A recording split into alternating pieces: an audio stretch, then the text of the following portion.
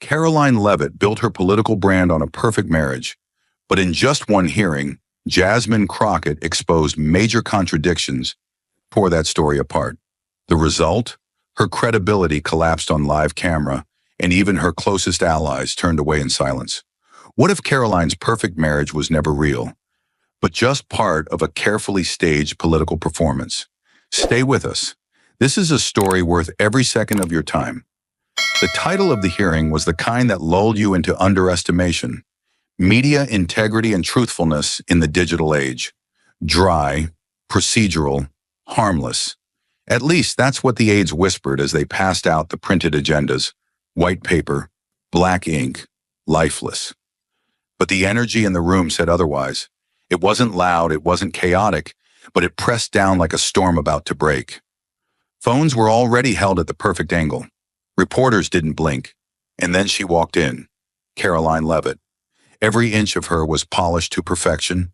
Cream-colored blazer, not a wrinkle in sight, pearl earrings that caught just enough light, and that media-trained smile that had become her signature.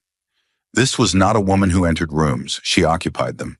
She moved like the narrative was already written in her favor.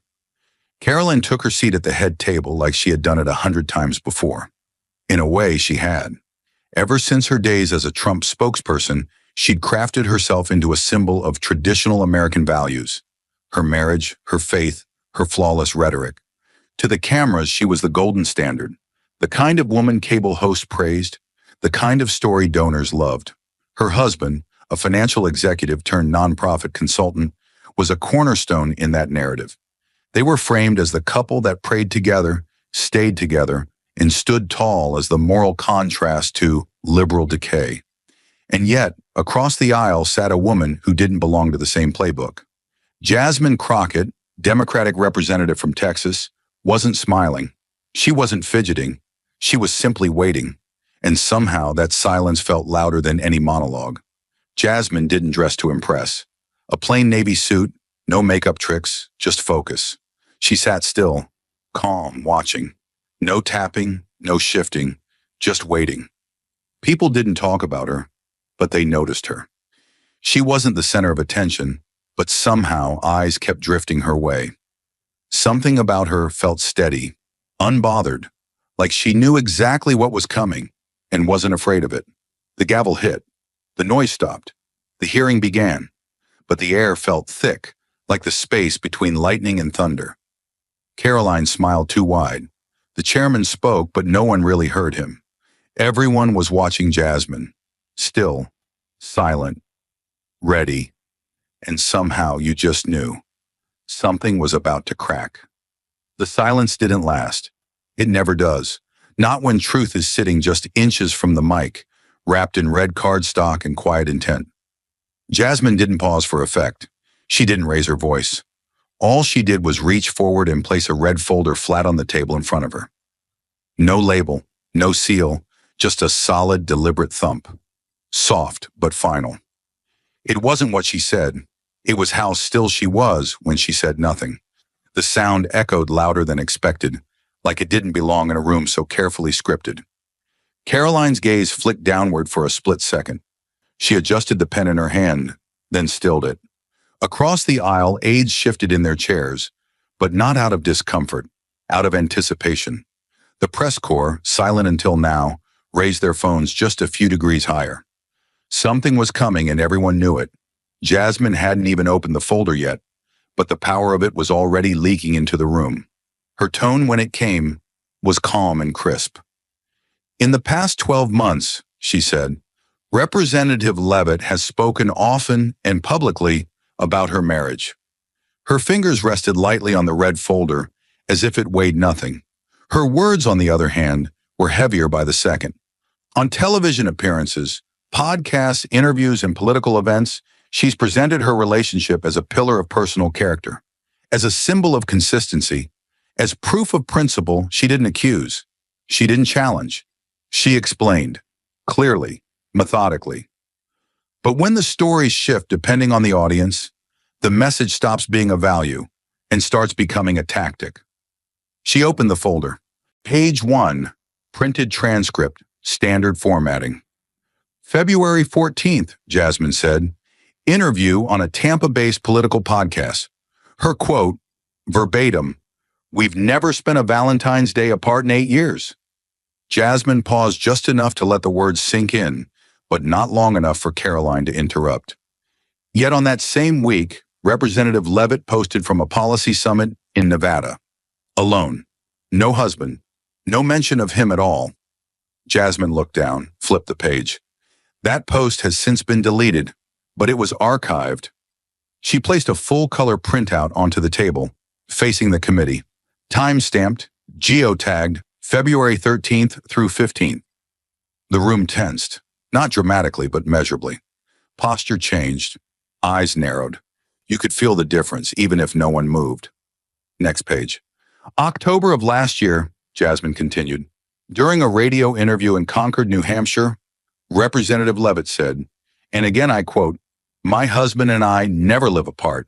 That's our promise." Jasmine tapped the page gently, but flight records from January through April show her traveling solo to 5 different states. Not once is her husband listed on the manifest. Not once. She glanced up, this time locking eyes not with Caroline, but with the committee. This isn't hearsay. These are verified federal travel logs filed through official channels. Caroline shifted slightly in her seat. Her hands were clasped now, tight, white-knuckled. Her expression hadn't cracked. Not yet, but the polish was thinning at the edges. Jasmine turned to the final tab in the folder. "Let's talk about employment status," she said, her voice still firm but flat. Representative Levitt has repeatedly stated that her husband left a successful career in finance to join a nonprofit in Dallas.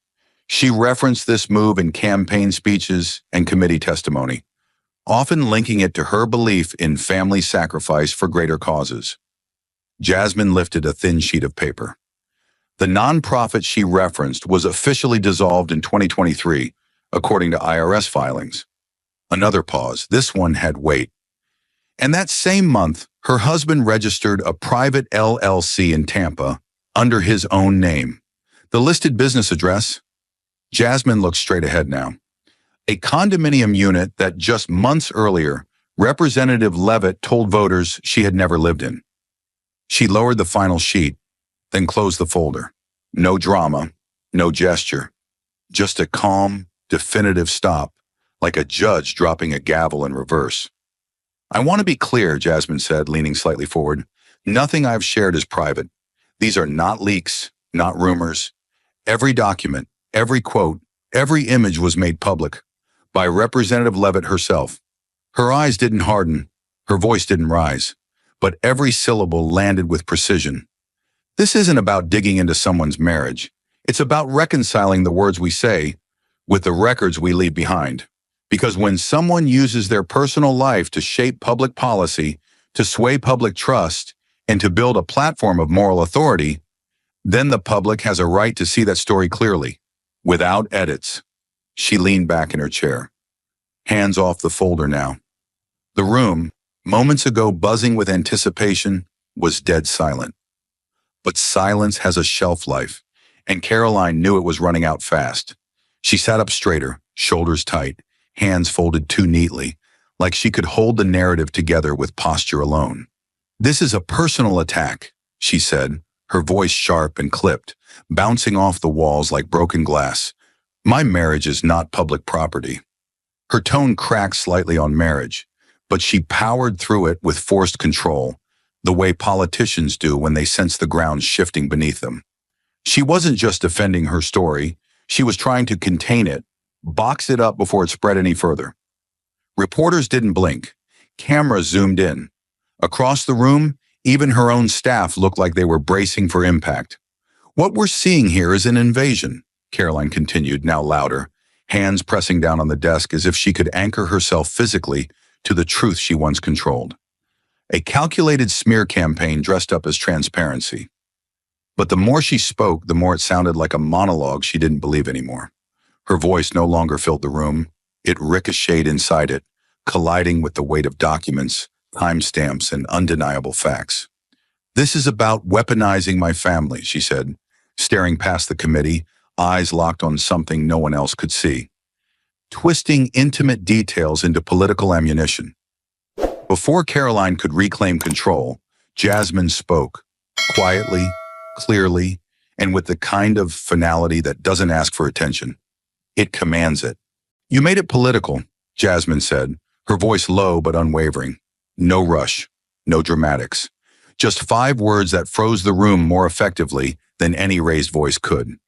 Caroline's mouth was still slightly open, caught mid-defense, as if expecting another interruption that never came. Jasmine didn't give her one. "You used your marriage to build a brand," she continued, her gaze not hostile, just unwavering. "To pass legislation, to critique your colleagues, to draw a moral line between you and everyone else." Her hands never left the desk, but her words moved like a scalpel, controlled, precise, cutting through every talking point that had just been used moments before. "So when the facts no longer match the image, that's not personal. That's public record, and the public deserves clarity." She paused, not for effect, but to give the silent space to settle, and it did, like dust after an explosion no one heard coming. Caroline didn't speak. She couldn't, not in that moment. Something had shifted. Her face remained composed, but stiff, too stiff, like someone trying to smile through a crack in the ice beneath them. Across the room, the shift wasn't loud, but it was loud enough. One of her own party members, previously nodding along, now looked down, flipping the first page of the folder, as if he needed to confirm something he already feared was true. Another staffer sitting behind Caroline leaned back slowly in their chair, eyes darting across the committee table like they were re-evaluating the entire game. The kind of energy that once protected her, tight, rehearsed, loyal, was slowly bleeding out of the room. Jasmine didn't gloat. She didn't blink. She let the silence work for her, because it always did. The more Caroline said, the more it unraveled her. The less Jasmine said, the more it landed. The power wasn't in the words, it was in what those words exposed. "This isn't about your private life," Jasmine added, her tone softening only slightly. "It's about consistency, about trust. When someone chooses to turn a personal story into public justification, it becomes subject to public scrutiny. That's not an attack, that's accountability." And still, no one in the room moved. No pens scribbled. No fingers typed. Caroline's supporters weren't defending her anymore. They were studying the table like it might offer an exit, or at least an excuse. But there wasn't one. Because at that moment, Jasmine wasn't speaking as an opponent. She was speaking as a mirror. And what it reflected was beginning to sting. She didn't raise her voice. She didn't change her expression. Jasmine simply pulled a single sheet from the very back of the red folder, unfolded it carefully, and held it with 2 fingers, like evidence, not performance. "This," she said, "is a screenshot from Representative Levitt's personal blog, dated April 2019. Her voice remained composed but firmer now, laced with something colder, certainty. "The post is no longer live, but it was archived."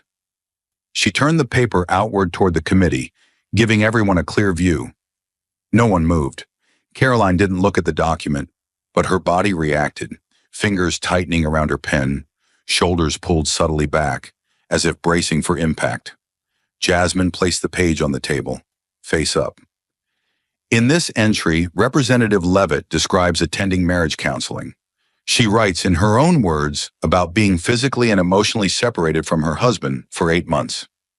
The words weren't shouted. They didn't need to be. Their weight was in their origin, not an accusation, not a leak, but a confession she once made voluntarily. Jasmine paused for exactly the right beat, letting the meaning breathe before continuing.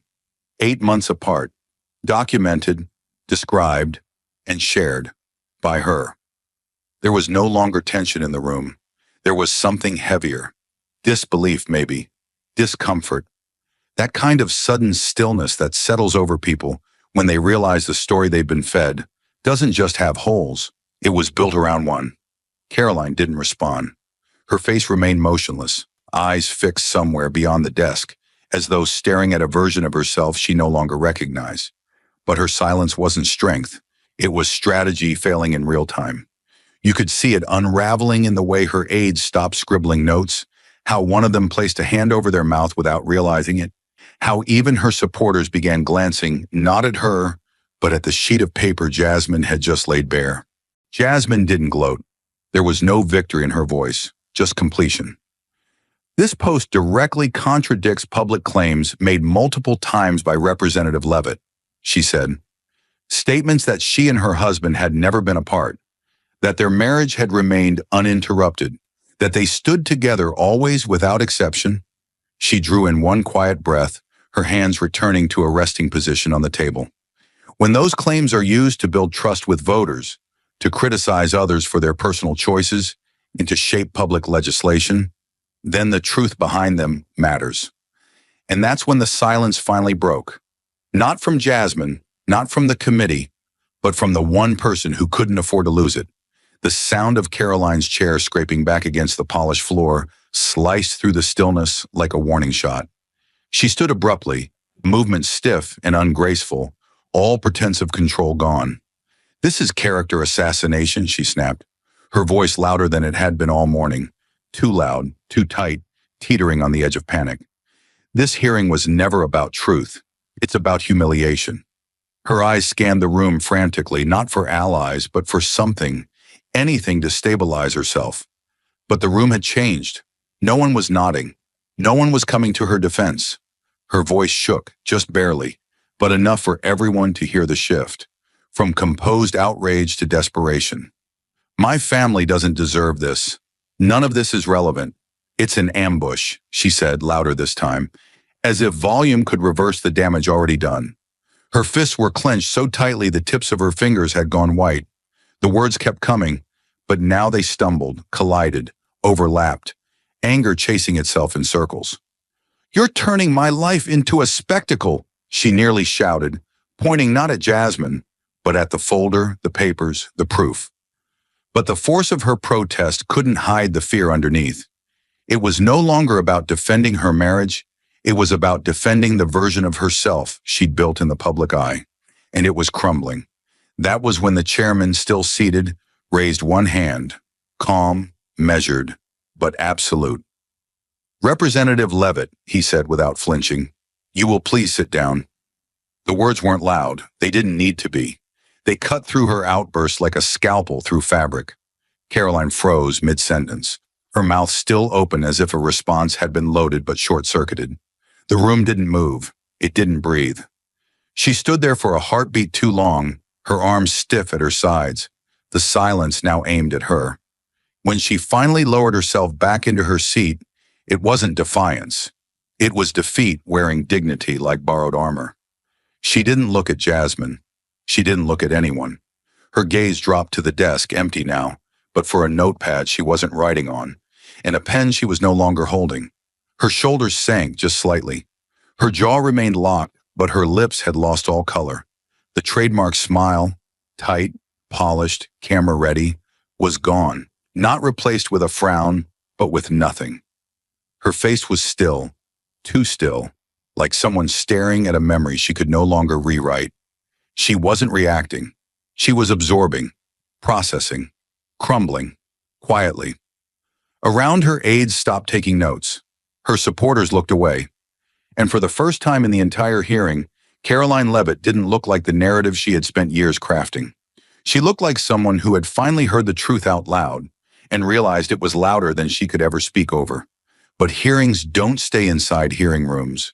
And what Jasmine started with one folder, the press finished with a flood. By the time the committee hearing adjourned, it wasn't the closing remarks people were watching. It was the red folder, the contradictions, the silence that followed. And it was already too late to contain it. Reporters left the hearing room with eyes sharper than when they entered, voices low but urgent into their phones, laptops open before they even reached the sidewalk. What Jasmine Crockett had laid out wasn't just a challenge to Caroline Levitt's character. It was a trailhead, and the media, trained for the hunt, followed it with practiced, surgical intent. They started where the cracks were loudest, Caroline's public timeline. It didn't take long before things stopped lining up. In an interview from 2021, she stated that she and her husband had been married for 10 years, calling him her constant since 2011. But in a 2019 fundraising speech, she described their wedding as just last spring. On a 2018 podcast, she joked about being newly married, referring to the honeymoon phase. Screenshots of her campaign bios over the years showed small, subtle shifts. Years replaced, phrases tightened, milestones rearranged. It was never an outright contradiction, never a glaring lie. But it was like looking at a house where every wall had been moved just an inch off center. You might not see the problem at first, but the longer you looked, the more unstable it felt. That instability got worse when someone checked public records. A scanned copy of a marriage license surfaced, filed in 2019 in Rockingham County. The groom's name matched her husband's. The signature was hers. It was legitimate, dated, and verifiable. But that date stood in direct opposition to at least 4 public statements in which she'd claimed to be married in 2016. The document was real, the math wasn't, and that's when the timeline started to fall apart. The press dug deeper. Tax filings for 2020, publicly accessible through required disclosures, listed her as unmarried. Yet that same year, she gave a televised interview stating, "My husband and I have weathered everything together. He's the reason I believe so strongly in family values." That interview aired just 2 weeks before the date on her tax return. Was it a mistake? A clerical error? Or was it, as some began to whisper, a version of the truth custom-built for different rooms? Then came the social media resurrection, deleted Instagram posts, anniversary photos, captions with years that didn't match. In 2018, 2 years and forever to go. In 2020, celebrating our 4th wedding anniversary today, users dug up images of a bridal shower tagged in early 2019, followed weeks later by a professional wedding shot posted, then quickly deleted with no date attached. It didn't look like sloppiness. It looked like strategy, like someone trying to tell a story with just enough charm to distract from the edits. That's when the former aide spoke up. They didn't go to national news. They went to a small regional paper, quiet, local, and trusted. The quote was short, but it cut like glass. "We rewrote her biography at least 3 times, the aide said, under condition of anonymity. Not because we were hiding something illegal, but because the dates didn't match, and the image mattered." The reporter asked if Caroline had directed the edits. The aide didn't answer, just paused, then said, "We made the truth fit the message." That line hit like a detonation. It wasn't criminal. It wasn't even scandalous in the traditional sense, but it was revealing, because the one thing Caroline Levitt had built her entire platform on, consistency, was now riddled with quiet contradictions.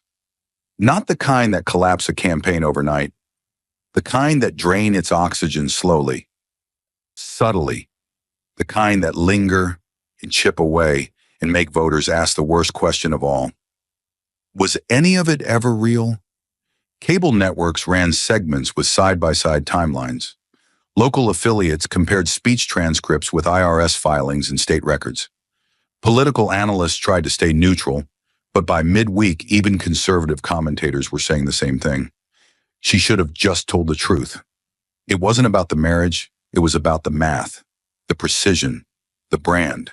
Because Caroline Levitt hadn't just shared her personal life, she'd used it as armor, and now the armor was dented, fractured, and no one could agree on where the cracks started, only that they were spreading. Meanwhile, her team stayed silent. No press conferences, no formal statements, just a slow drip of avoidance. Reporters who had previously been welcomed with open access were now being told, "She's unavailable for comment." Emails went unanswered, phone calls redirected. The campaign website quietly edited language around her personal life, removing dates, trimming descriptors, scrubbing references to never apart. The silence wasn't defensive anymore. It felt strategic, and the public noticed. On social media, the backlash wasn't brutal, it was tired.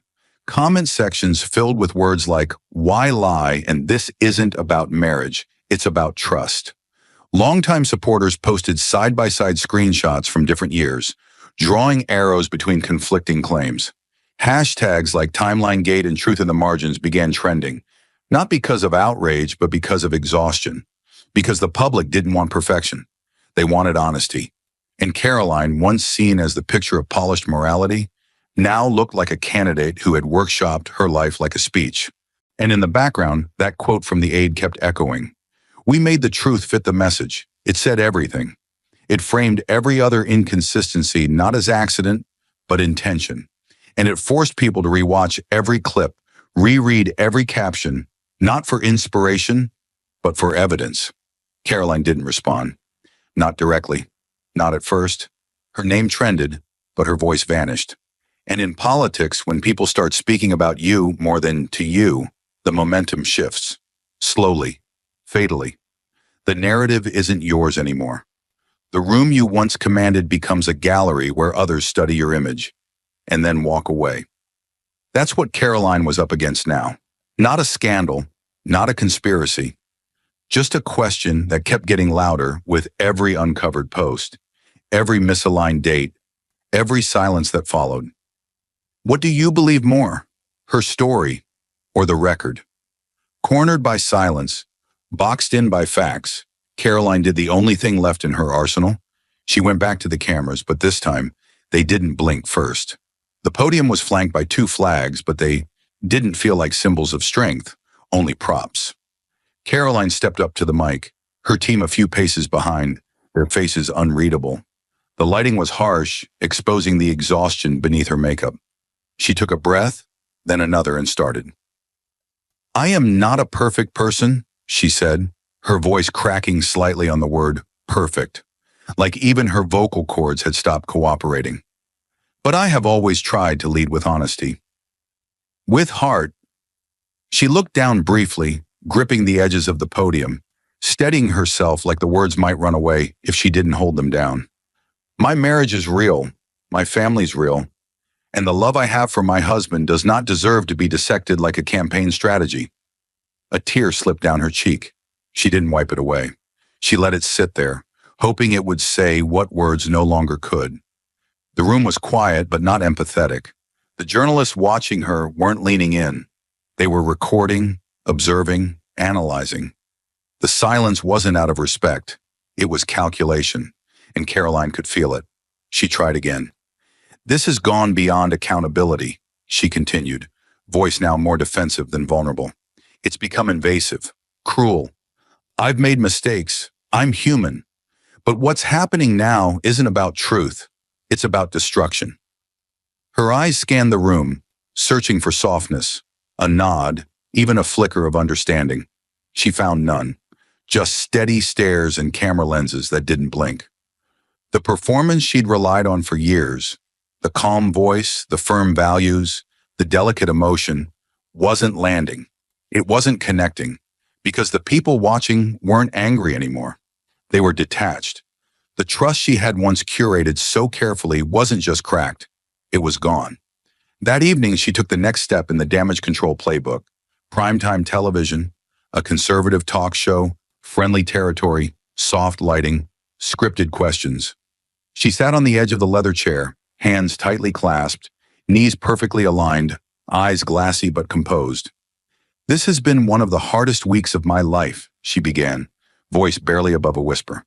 Not because of political attacks. I've weathered plenty of those, but because they went after something sacred.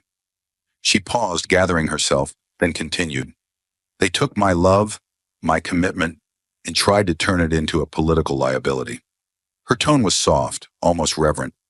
The host nodded sympathetically, letting her speak without interruption. But the air between them was thinner than expected. When the host finally spoke, his tone wasn't confrontational, but it was cautious. Caroline, he said gently, do you think any of this might be the result of how your story was told? Not what you feel, but how it's been presented? Her eyes froze for just a second too long. Then she gave a tired smile. I gave people the version of my life that helped them understand me, she said. That's not deception. That's connection. It was meant to sound human, honest, but instead it felt like another rehearsed line, Another carefully shaped answer for a room that was no longer listening. Outside the studio, public response was immediate and cold. The clips were posted, the quotes were shared, but the reactions were quiet, cynical, brief. No outrage, no defense. Just words like, too late, scripted, why now? The warmth she'd once received from her base, the applause, the rallies, the loyalty, had faded into a silence louder than any protest. Because in the court of public opinion, the worst response isn't anger, it's indifference. And now Caroline was standing alone in a story she'd once controlled completely, only to realize it was no longer hers. While Caroline filled the air with explanations, justifications, and broken phrases wrapped in emotion, Jasmine said nothing, and that silence began to echo louder than anything a microphone could carry. Jasmine didn't hold a press conference. She didn't go on television. She didn't write a thread or upload a reaction video. While political pundits speculated and Caroline's team scrambled to salvage control of the narrative, Jasmine quietly returned to her district in Texas. No fanfare, no entourage, just handshakes, town halls, and policy meetings that had been on her calendar before the hearing ever made headlines. She didn't speak about the red folder, the hearing, or Caroline's unraveling. When asked, her response came through a staffer. Representative Crockett is focused on the work her constituents elected her to do. That was it. Clean, simple, closed. And yet her silence didn't read as avoidance. It read as strategy, as strength. She was seen at a local community center in Fort Worth, listening to teachers talk about shrinking school budgets. She visited a small clinic where nurses explained their struggles with staffing shortages. She sat in a veterans town hall, not as a headline maker, but as a listener. Always present, never performative. In every room, people looked at her differently now, not just as a congresswoman, but as a woman who had stood her ground in the most public, high-pressure arena and never once raised her voice. That quiet strength became the story. The media, at first confused by her disappearance from the post-hearing narrative, eventually shifted its tone. Articles began to appear, not about what she said, but what she didn't. Jasmine Crockett redefines political confrontation, read one headline. Silence as a weapon, said another. Cable panels debated her approach. Was it intentional? Was it brilliant? Was it luck? But the people who mattered most, the voters, weren't asking those questions. They had already made up their minds. They weren't reacting to her silence as mystery. They saw it as integrity made visible. In a church basement on the east side of Dallas, during a town hall packed shoulder to shoulder, an elderly man stood slowly and asked for the microphone. His voice was gravelly, his words slow but deliberate. You didn't shout, he said, pointing gently toward Jasmine, who sat calmly near the front. You didn't threaten. You didn't tear her apart. The room hushed. You just laid out what she said, and then you stepped back. A pause. He glanced around the room before continuing. You didn't win that hearing, he said. You just made room for the truth to walk in on its own. There was no applause, not right away, just the heavy silence of truth being named out loud. Then came a wave of nods, quiet murmurs, a few hands pressed to chests. Understanding passed between people in that room like a current. Jasmine didn't respond with a speech. She simply gave a small, respectful nod, folded her hands in her lap, and moved on to the next question.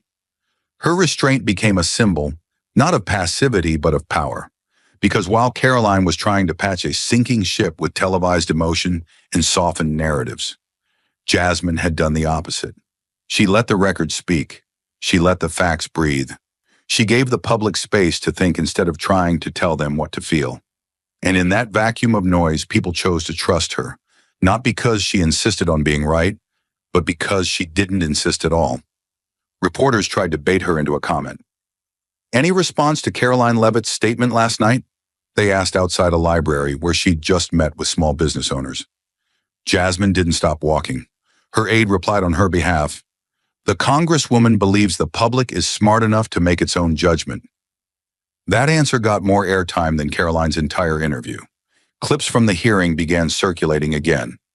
Not the explosive moments, but the quiet ones. The way Jasmine laid down a document without raising her voice. The way she paused after quoting Caroline's own words. The way she never once looked angry, only certain. On TikTok, Gen Z users called it masterclass composure.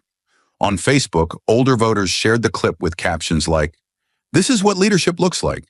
And in local barbershops, cafes, and front porches, the sentiment spread. She didn't need to raise her voice because the truth did the heavy lifting. Even some of Caroline's former allies began to acknowledge it. One Midwestern congressman, when asked about the fallout, said simply, "Crockett didn't destroy her. She just let the truth show up and stepped out of the way." And perhaps that's why Jasmine's silence hit so hard. Because it wasn't blank, it was full. Full of discipline, full of conviction, full of earned authority. She didn't milk the moment. She didn't weaponize the public's curiosity. She gave the people space, and they rewarded her by filling that space with trust. That trust slowly began to reshape how people saw her. She was no longer just the quiet woman in the navy suit. She was the one who had stood firm when the storm hit, who didn't flinch when the weight of contradiction landed, and who didn't gloat when her opponent cracked under the pressure. She remained still. And in politics, stillness is rarely interpreted as strength. But Jasmine had changed that, not by claiming victory, but by proving she didn't need to. At a youth forum weeks later, a high school senior asked her, "How did you stay so calm when the whole country was watching?" Jasmine smiled faintly, adjusted the mic, and said, "Because I wasn't performing. I was just telling the truth. And the truth doesn't need help. It just needs space." The crowd didn't erupt. It didn't need to. The silence afterward was its own kind of applause. And that was Jasmine Crockett's win. No celebration, no parade, just trust earned in quiet, one fact at a time. But while Jasmine's silence spoke volumes, Caroline's next move said only one thing. She still believed the story could be saved. Caroline didn't resign. She didn't face censure, ethics hearings, or subpoenas. No formal investigation was launched. No legal consequences followed. On paper, she survived. But in every other way that mattered, she was finished. The support that once came easily, smiling donors, loyal volunteers, polished endorsements, began slipping away, not in protest, but in silence. Phone calls that used to be returned within minutes now took days. Messages that once ended with, "We've got your back," started coming back with, "We need to talk." But no one said it out loud. That was the cruelest part. There was no great reckoning, just a slow withdrawal of belief, one nod, one endorsement, one handshake at a time. In committee sessions, her presence remained, but her influence had evaporated. She would speak, but eyes wandered. Her proposals hit the table with a thud and died there. No debate, no opposition, just nothing. And nothing in politics is the sound of someone losing ground. The people around her, the ones who used to lean in, began to lean away. Former allies excused themselves earlier from meetings. Strategists skipped follow-up calls. Donors who once paid 5 figures for dinner photo ops politely declined invitations. No one attacked. No one defended. They just disappeared. And Carolyn? She kept showing up, still dressed like the woman in the ads, still speaking like the cameras were rolling. But the room had changed, and she hadn't. In a last-ditch attempt to seize back the narrative, Caroline released a video.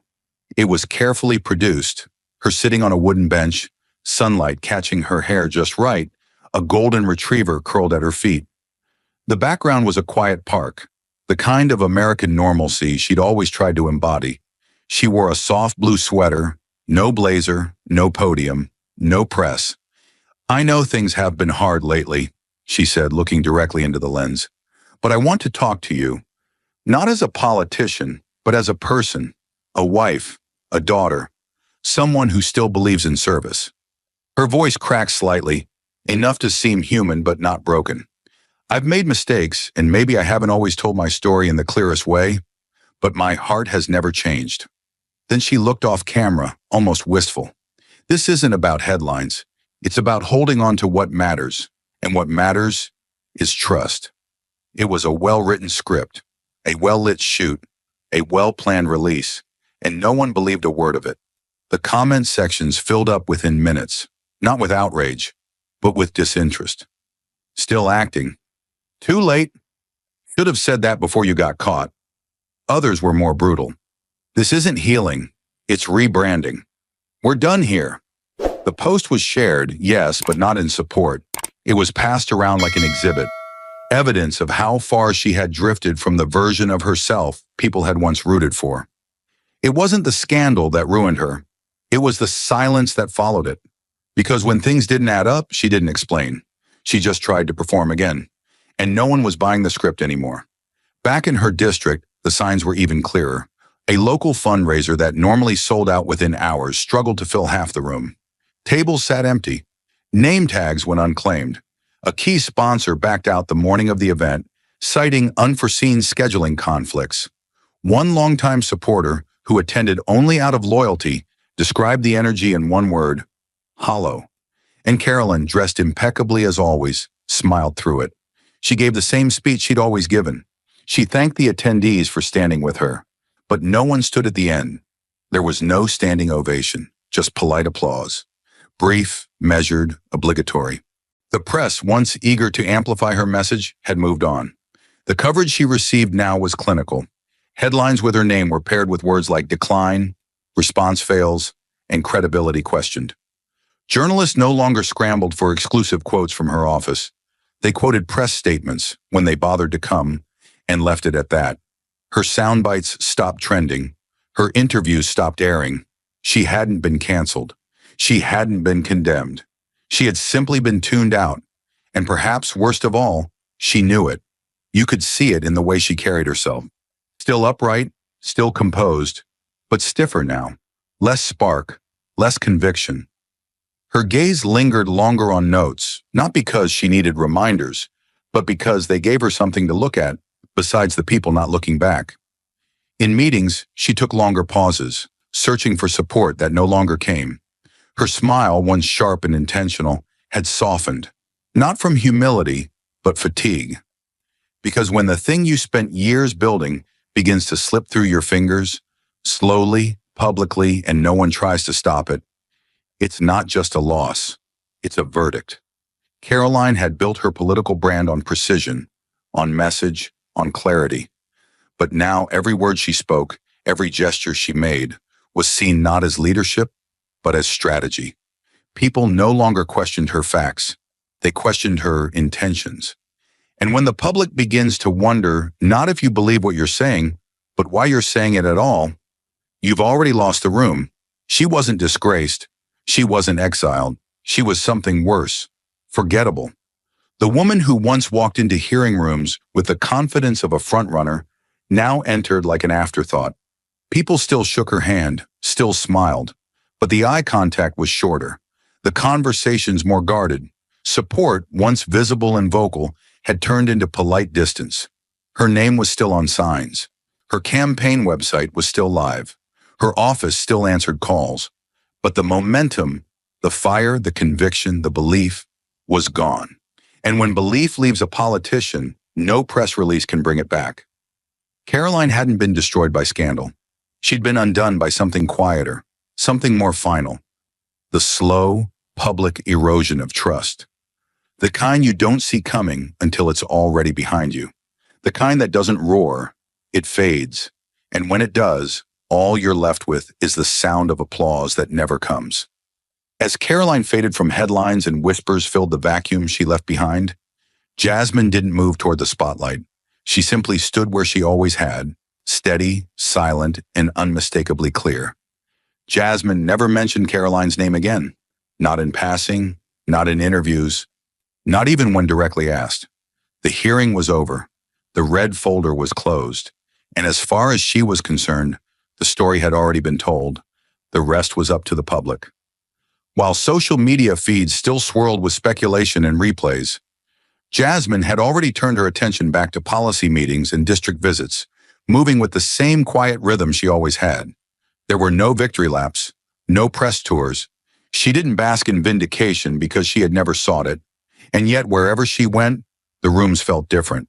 The way people looked at her had changed. There was a stillness now when she entered, a pause that wasn't about awe, but recognition. People saw her not as the woman who brought someone down, but the one who never had to. In West Dallas, she stood beneath the flickering lights of a community gym, listening to single mothers talk about after-school programs. In El Paso, she helped secure funding for infrastructure improvements, standing beside construction workers covered in dust and sweat. In Houston, she sat on a panel with educators discussing classroom equity. She didn't mention integrity. She didn't have to. Her presence, her consistency, had become the message.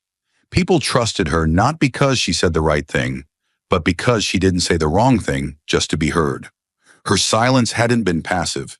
It had been precise. And now that restraint echoed louder than 1,000 headlines. Behind closed doors, other lawmakers took note. Staffers from opposing offices started quietly asking for her team's advice on messaging. Veteran politicians, hardened by decades of noise, began to study her cadence. How she delivered facts without flair, how she let contradiction collapse on its own without pushing it. One senator was overheard saying, "She didn't just change the narrative, she changed the tempo." It was a compliment and a warning, because Jasmine wasn't just gaining support, she was shifting expectations. Even when media outlets tried to bait her, slipping questions about the hearing into unrelated interviews, she refused to bite. On a late-night program, the host leaned in and asked, "Do you think Representative Levitt owes the public more answers?" Jasmine smiled gently and said, "I think the public already heard enough to decide for themselves." Then she pivoted without hesitation into a discussion about veterans' health care and never circled back. It wasn't avoidance, it was discipline, and viewers saw the difference. The trust grew in places she hadn't expected. A conservative radio station in Amarillo, typically hostile to her party, aired a full segment titled, "Crockett, a Lesson in Leadership." The host, known for fiery critiques, said on air, "She didn't gloat, she didn't grandstand, she just kept working." And frankly, that's refreshing. The clip went viral, but Jasmine never commented. Her team didn't even acknowledge it. The strategy was working precisely because it wasn't one. It was who she had always been. At a grocery store in Lubbock, an older woman stopped her near the produce aisle. She didn't ask for a photo. She didn't even say hello. She just touched Jasmine's arm and said, "You made me proud to believe again." Then she turned and walked away. Jasmine didn't chase her down for more. She didn't post it later. She simply smiled, nodded once, and went back to shopping. These were the moments that mattered now. Not applause, not cameras, connection. But it all came to a quiet peak one Thursday night at a college auditorium in Austin. The room was filled with students, educators, and community organizers. The event was billed as a leadership forum, but everyone in attendance knew what they really wanted to hear. Jasmine took the stage with no notes, no teleprompter, just a small bottle of water and her usual calm. She spoke about education, healthcare, housing reform. She answered every question with the same grounded clarity she always had. Then near the end, a young man stood at the mic. Nervous, gripping the sides of the podium, he cleared his throat. "You had every reason to clap back, to tear her apart, but you didn't. Why?" The room tensed, not from discomfort, but anticipation. Jasmine didn't rush her answer. She looked down briefly, then back at the crowd. Her voice, when it came, was softer than usual, but unmistakably firm. "Because I wasn't there to win a fight," she said. "I was there to tell the truth. And sometimes," she paused just long enough, "the strongest thing a person can do is refuse to play by the rules someone else wrote to protect themselves." The room held its breath. You don't have to yell to be right. You don't have to destroy someone to reveal the truth. Sometimes the most powerful move is to let the facts do the talking and walk away. The auditorium didn't explode into cheers. It didn't need to. The silence that followed was deeper than applause. It was respect. And Jasmine, as always, didn't fill it with more words. She let the moment breathe. After the event, students lined up, not for selfies, but to ask about internships, about policy, about purpose. They didn't see her as a rising star. They saw her as something rarer, a leader they could trust, one who didn't bend, didn't break, and didn't build herself by tearing anyone else down. Back in D.C., the ripple effects were still being felt. Quiet conversations in hallways now included her name in lists of the next wave. Invitations to bipartisan panels increased. Think tanks started citing her language in internal memos. But she didn't shift her tone. She didn't raise her profile. She just kept doing the work. She introduced legislation. She returned calls. She showed up. And yet the weight of her presence had changed, not because she shouted to be heard, but because when the shouting stopped, she was still standing. Jasmine Crockett never claimed victory. She never declared her opponent defeated. She never demanded that anyone take her side. But through restraint, truth, and quiet resilience, she had accomplished something that couldn't be spun or erased. She had earned trust. Not given, not traded, earned. And in the end, it wasn't the folder or the facts or the contradictions that defined the moment. It was what she didn't do. She didn't gloat. She didn't retaliate. She didn't compromise. She just stood her ground and let the truth do the rest. And maybe that's why, when someone asked her during a final Q&A what she learned through it all, she simply said, "Sometime, the strongest thing you can do is refuse to play by the rules they set."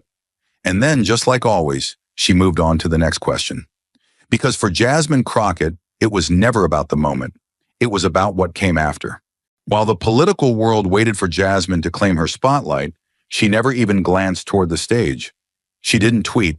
She didn't gloat. She didn't linger in victory like so many before her had. Instead, she returned to her schedule like nothing had changed, except everything had. Her phone didn't ring more than usual, but when it did, the tone was different. Sharper, slower, measured. People now paused before speaking to her, not out of fear, but out of respect. Respect she hadn't demanded, respect she hadn't even asked for, but respect that had become undeniable. She wasn't a breakout star. She wasn't trending every day. But in offices across D.C., her name was spoken with a new weight. Staffers whispered her methods like case studies. Don't chase the heat. Crockett didn't. And look what happened. In closed-door briefings, senior members started asking her opinion before giving their own. At first, it startled some of them. The sudden authority, earned not by tenure, but by restraint. They weren't used to stillness being strategic. They weren't used to someone not weaponizing the moment. But Jasmine had made them see it, not by saying it, by living it. What she had done, whether by intention or instinct, redefined the battlefield. She'd walk through a political explosion without raising her voice, and people couldn't stop talking about it, because the real impact wasn't in what she said during the hearing. It was in everything she didn't say afterward. She didn't claim moral high ground. She didn't release official responses to every piece of coverage. She didn't let herself be baited into drama repackaged as follow-up. Her team fielded dozens of requests, national interviews, book offers, panel discussions, speaking engagements, but she declined nearly all of them. The ones she did accept weren't about the hearing at all. They were about housing, school reform, rural health care, topics that didn't trend, topics that built trust, not attention. People noticed, especially the ones who never used to. In a think tank report analyzing modern communication strategies, Jasmine's name appeared not in a footnote, but in the opening paragraph. A case study in earned influence, it read. Her silence was not passive, it was decisive. It left space for public reasoning instead of media noise. And that, in today's political climate, is radical. That quote was shared internally across campaigns on both sides of the aisle, not because it was dramatic, but because it was useful. She became, without trying, a blueprint. The irony was not lost on her staff. Jasmine had never asked to be seen as a symbol. She had never marketed herself as revolutionary. Her success wasn't stylized. It was practiced, grounded, repetitive. She showed up. She told the truth. She didn't embellish. That was the formula, and it worked. What started in the hearing room had rippled outward, subtly like a shift in air pressure before a storm. In community meetings, people sat up straighter when she entered. In interviews, when she did speak, moderators leaned forward, not because she was loud, but because she never wasted words. One late-night political show aired a full 5-minute montage of her not interrupting people. The host called it the most powerful footage we've shown all month. Meanwhile, constituents weren't just following her, they were reflecting her. At a school board meeting in East Texas, a mother stood to speak. Her tone was calm, her points were clear. She didn't shout, she didn't dramatize, but every word landed. Afterwards, someone asked if she was a public speaker. She shook her head and said, "I just watched the hearing. I watched how Congresswoman Crockett held her ground. I figured if she can do that in D.C., I can do it here." It wasn't just admiration, it was permission. Jasmine's silence had done something very few politicians managed to do. It didn't just build credibility, it gave people a model. It showed that facts don't need volume, that you don't have to rise to the bait even when the stakes are personal. That strength isn't always loud, sometimes it's just consistent. And consistency, in a world that spins too fast and shouts too loud, began to feel like truth itself. Her office received more letters that month than it had the entire previous year. Not just requests, but thank yous. From veterans, nurses, retired teachers, even former critics. "You didn't play the game," one handwritten note read, "and that's how I knew you were real." One man enclosed a photo of his late wife, a former civil rights activist. On the back he had written, "She would have believed in you too." Jasmine didn't post about these messages. She didn't read them aloud at events, but she read every single one. And when she walked into town halls and community breakfasts, people looked at her with something more than political support. They looked at her with trust. Trust that wasn't built by slogans or photos or perfect bios, but by the hardest currency in politics: consistency under pressure. There's a reason people started quoting her, not because she said a lot, but because she meant every word. Her one-liners weren't crafted for applause. They were earned through discipline. And perhaps the most quoted of all wasn't even delivered at the hearing. It came weeks later, almost in passing, during a student-led forum. A question about leadership. A pause. And then she said, "Sometimes the strongest thing you can do is refuse to play by the rules they set." It wasn't followed by thunderous applause, just a stillness, the kind that settles deep and stays there. That quote found its way into classrooms, campaign playbooks, articles, social captions.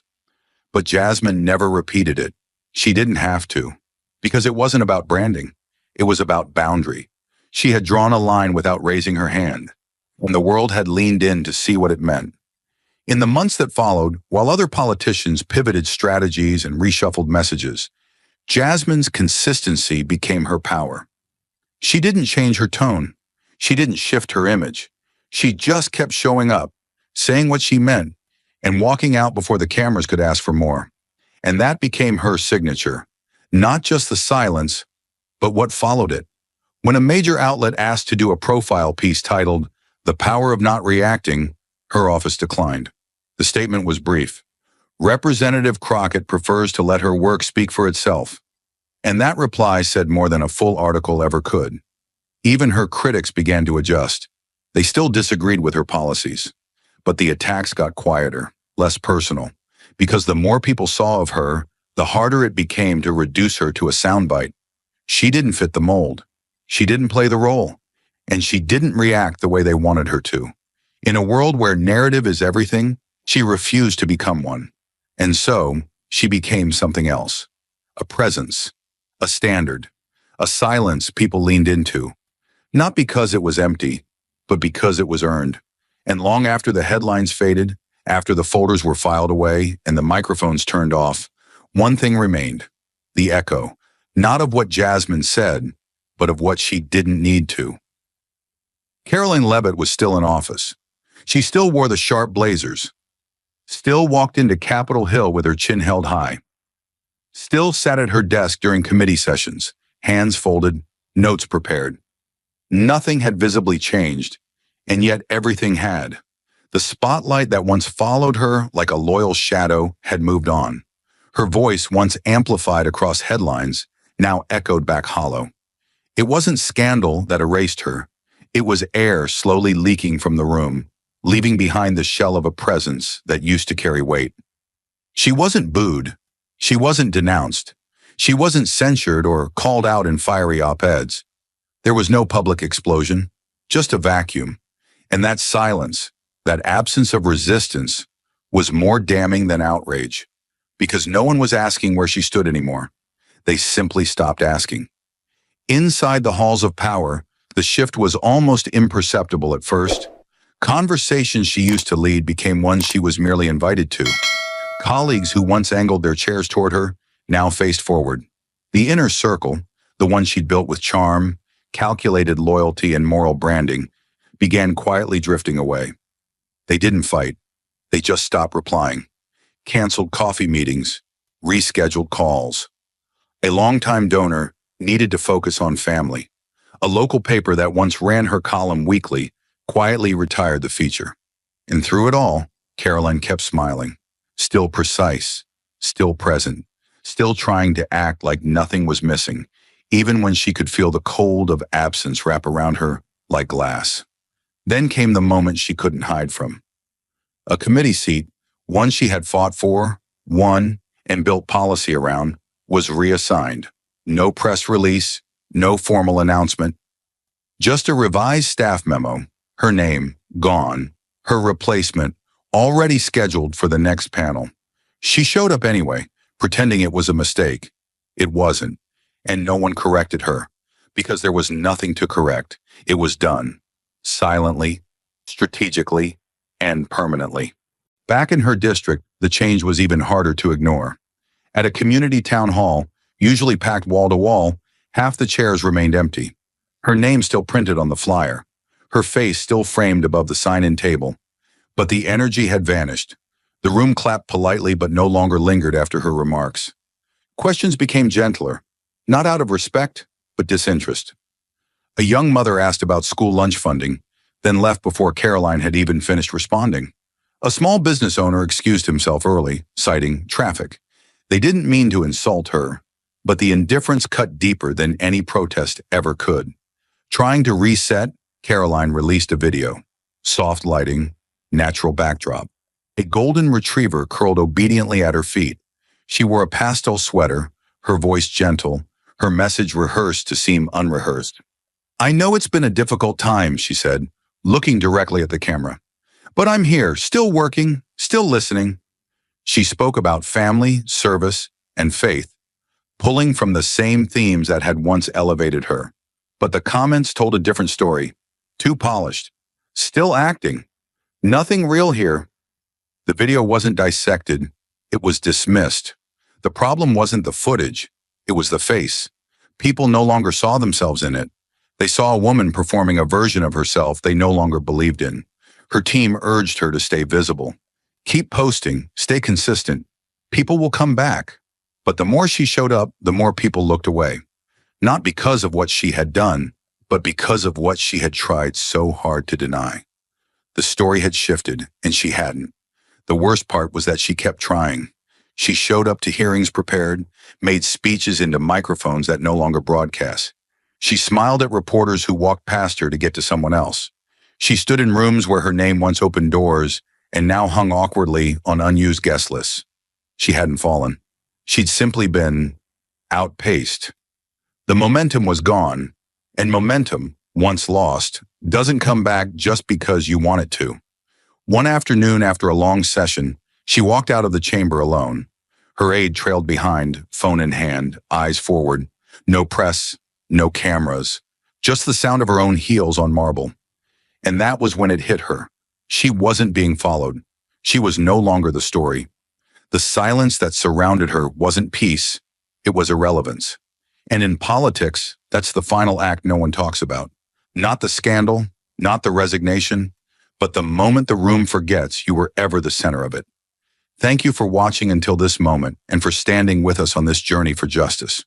Your support means everything. Like, subscribe, and turn on notifications so you never miss what's next. And we'd love to hear your thoughts. Leave a comment below and let us know what moved you most in this story. Together, our voices make a difference. In a tense Washington hearing, Jasmine Crockett revealed what Hillary Clinton thought would never come to light. Deleted emails, the Benghazi cover-up, and foreign money linked to U.S. decisions. For the first time, power was forced to answer.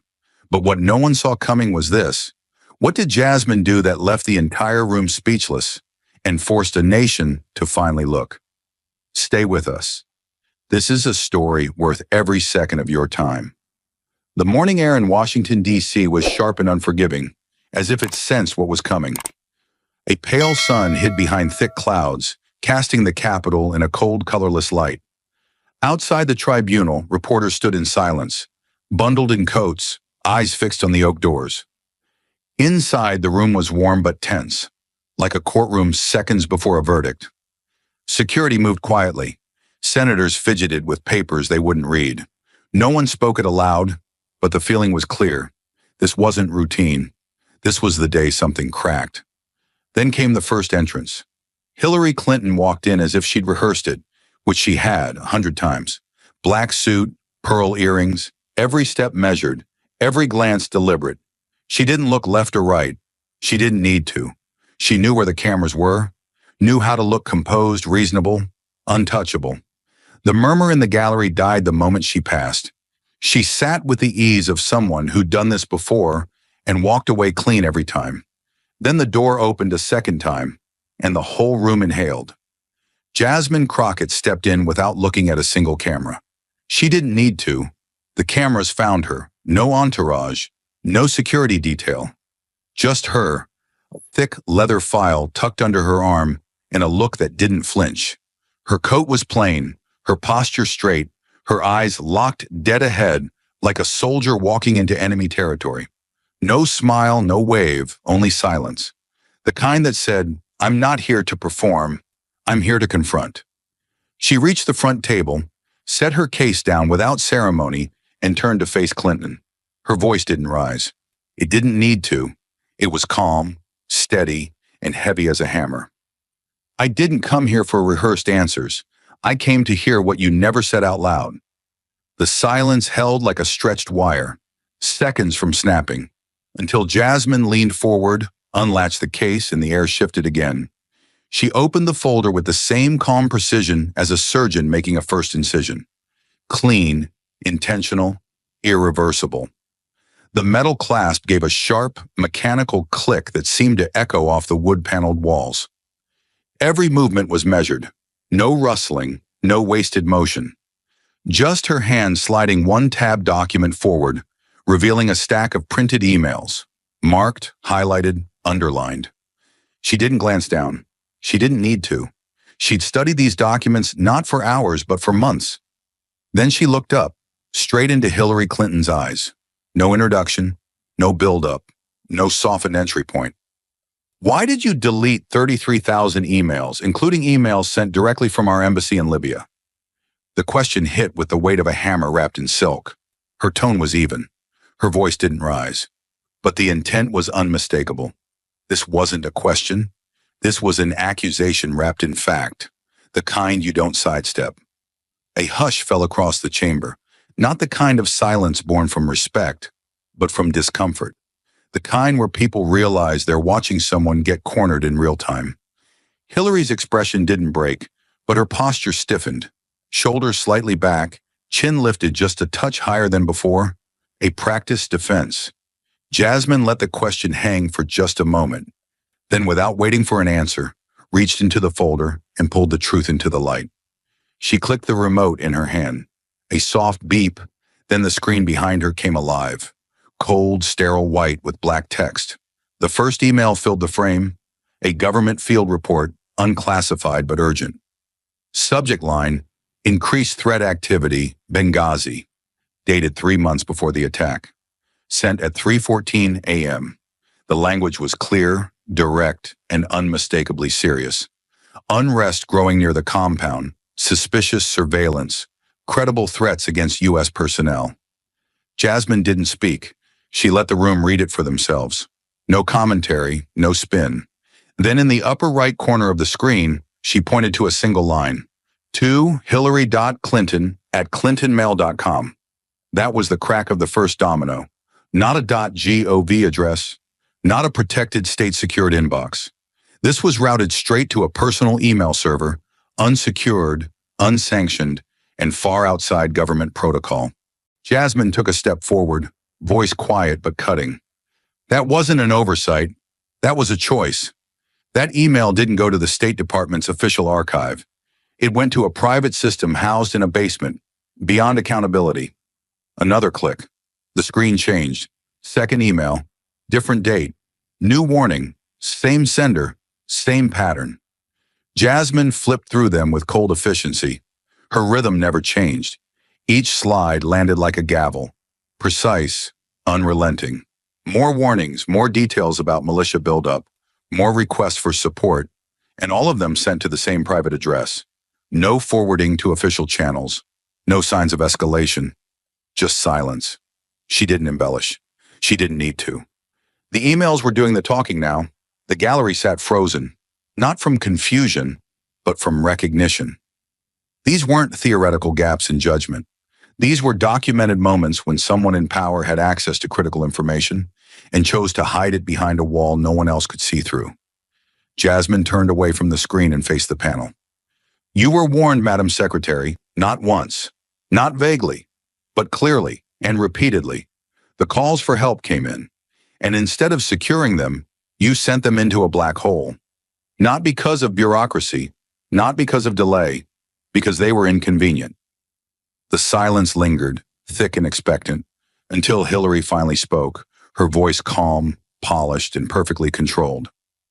It was personal, she said evenly. Yoga routines, notes about my daughter's wedding, things that had nothing to do with government business. The line came without hesitation, delivered with the ease of someone who'd practiced it in the mirror, or in front of attorneys. She didn't stutter. She didn't blink. It was the same explanation she had given in press conferences, interviews, and past hearings. Familiar, safe. And for a moment, it might have worked. A few heads nodded, a few pens scribbled. But Jasmine didn't react, not visibly. She just stood there, eyes locked on Clinton like she was watching a fuse burn down. Then, without raising her voice, Jasmine answered, Yoga doesn't send emails from Ambassador Stevens, and terrorist warnings don't belong in wedding folders. The room shifted, almost physically. The temperature didn't change, but something in the air did. The gallery leaned forward. Reporters looked up from their notes. Even members of the panel, up until now composed and unreadable, blinked. It wasn't just what Jasmine said. It was how she said it. Clean, quiet, and final. Like she dropped a blade into the middle of the room and dared anyone to pick it up. She didn't stop there. Jasmine took a small step toward the center of the floor, her voice steady as stone. Let's stop pretending these were grocery lists and gym schedules. Let's stop pretending a 4-star ambassador was emailing you about centerpieces and cake flavors. She raised her hand and motioned to the screen behind her, where the email from Ambassador Stevens still glowed, time-stamped, direct, and grim. Then her eyes snapped back to Clinton. You didn't delete clutter. You deleted context. You deleted accountability. Clinton said nothing, but the shift in her posture betrayed the weight of the moment. A subtle tightening in the jaw, a long, slow breath through the nose. And still, Jasmine kept coming. There were men on the ground asking for help. They were sending real-time updates about dangers building around them. And every single time, those messages disappeared into a private inbox, hidden, untraceable, scrubbed clean like they never existed. The screen changed again. Another email, another date, another plea from the consulate. Jasmine pointed without looking. Did that look like a yoga tip? Was that about flower arrangements? Her tone was colder now, stripped of frustration, driven by fact. You called them personal, but there's nothing personal about war zones. There's nothing personal about 4 Americans dying in a place they never should have been left undefended. The silence was louder than any outburst could have been. No shuffling papers, no whispered side comments. Just stillness. She turned back to the panel, not to Clinton, and spoke plainly. Let's be clear. This wasn't about privacy. This wasn't about wedding invitations. This was about controlling the story, about making sure when the questions came, the evidence was already gone. Then she returned her eyes to Clinton, locked in again. But what you didn't delete, Madam Secretary, what you couldn't delete, was who those emails came from and what they said. And now so does everyone else. Jasmine let the weight of her last words linger, then turned toward the screen again. Not to explain, but to expose. She raised the remote again and clicked. The lights dimmed slightly as a new slide appeared. This time, not an email or a memo, but a timeline. The screen went black, and one by one, red digital timestamps lit up across it like warning flares. Jasmine didn't turn to look. Her eyes stayed locked on the room. Her voice was quiet, controlled, but heavy with finality. Let's walk through the night of September 11th, 2012. She pointed to the first entry, 8:31 p.m. The first distress call comes in from the compound in Benghazi. Shots fired, immediate backup requested. Americans are under attack. She paused only a second before clicking again. 9:05 p.m. The attackers return with more firepower. The compound is breached. Reinforcements still have not been deployed. Another click. The third timestamp appeared. 10:47 p.m. Last transmission. Communication goes dark. After this moment, no one inside is heard from again. The air in the room tightened. Jasmine didn't blink. She clicked once more. The final timestamp flashed onto the screen, larger than the others, surrounded by a thin red box. 11:15 p.m. The compound is engulfed in flames. No reinforcements arrive. No air support. No extraction team. 4 Americans remain inside. Then Jasmine turns slowly, not to the panel, not to the gallery, but directly to Hillary Clinton. The tension in the chamber pulsed like a heartbeat. Jasmine took a step closer, her tone turning sharper, not loud but unmistakably surgical. Madam Secretary, where were you during this timeline? She let the question settle. At any point between 8:31 and 11:15, did you personally monitor the events as they unfolded? Did you issue any orders to respond? Did you speak with anyone who was trying to get those men out alive? No dramatics, no accusation in her tone. Just the kind of cold, exacting demand that can only come from someone holding the facts in plain view. Jasmine didn't break her gaze. She wasn't asking out of curiosity. She was asking because someone had to, and because the timeline behind her had already said enough.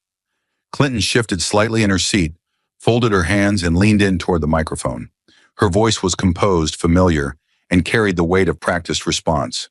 We acted based on the intelligence at the time, she said, pausing just enough to sound confident but not defensive. The statement echoed through the chamber like a shield, measured, polished, designed to deflect. A few heads in the gallery nodded, but Jasmine didn't flinch. She stood still for half a second, then clicked the remote in her hand. The screen behind her changed, and the tone in the room shifted instantly. No graphs, no timelines, just plain text on a white background. An email, dated September 11th, 2012, 11:12 p.m. Jasmine didn't speak yet. She let the screen speak first. Line by line, the message revealed itself. 2 of our officers were killed in Benghazi by an al-Qaeda-like group, sent from Hillary Clinton. Addressed to her daughter, Chelsea. Jasmine stepped forward, her voice calm but edged with purpose. This is what you sent that night, less than an hour after the attack ended. She pointed to the screen but didn't take her eyes off Clinton. Not a general report, not speculation, just the truth, clear and specific. You knew it wasn't a protest. You knew it wasn't about a video. The screen split down the middle. On one side, the email to Chelsea. On the other, a quote from Clinton's official public statement the next day. Some have sought to justify this vicious behavior as a response to inflammatory material posted on the internet. Jasmine's tone didn't rise. It dropped, lower, firmer, more direct. You told the public one thing, she said, taking a step closer. You told grieving families something else, but you told your daughter the truth, that it was a planned terrorist attack, that it was al-Qaeda. She let the silence sit. It wasn't empty. It was loaded. You didn't wait for more intelligence. You didn't need time to assess. You knew. And when it came to your own family, you didn't hesitate to tell them exactly what happened. She turned briefly to the panel, then back to Clinton, her voice steady. The families of the fallen stood in front of flag-draped coffins, while you told them a story crafted for the cameras. But Chelsea Clinton got the truth. Immediately, privately. Jasmine's next words landed slow, deliberate. They got a lie. She got clarity. The room held its breath. Clinton's expression remained neutral, but her silence said more than words ever could. Jasmine didn't press forward. She didn't need to. The facts were already on the screen, burning brighter than any spotlight, and the weight of who got the truth and who didn't was now impossible to unsee. Jasmine reached down slowly and retrieved a thick folder marked with a bold black label, Foundation Contributions, Government Entities. The corners were worn, the tabs bristling with color-coded notes. She held it for a moment, not rushing, letting its weight speak for itself. Then she stepped toward the table, clicked the remote, and turned slightly as the screen behind her changed. Gone were the timelines and distress messages. In their place, a clean, stark chart appeared. Simple rows, bold text, and figures that didn't need dramatizing. Across the top, foreign government donations to the Clinton Foundation. One by one, the names populated the screen. Qatar, $1 million. Saudi Arabia, $10 million. Algeria, $500,000. Russia, $2,350,000. There was no music, no dramatic lighting, just raw data glowing under the harsh bulbs of the tribunal chamber. The room was silent, not out of confusion, but out of anticipation. Everyone knew what this part of the hearing was. This was the part people whispered about but never said out loud in front of a camera.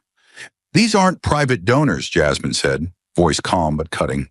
These are sovereign governments, some of them with a long history of lobbying the U.S. government, some of them with direct stakes in arms deals, sanctions, and global assets. She stepped aside, making sure the panel had a full view of the chart. Every one of these donations was made to the Clinton Foundation while you were Secretary of State, and every one was followed, sometimes within weeks, by favorable action from the department you led. She didn't accuse. She didn't editorialize. She just laid it out. Click. A second column lit up next to the first. Timeline of U.S. policy approvals. The connections weren't implied.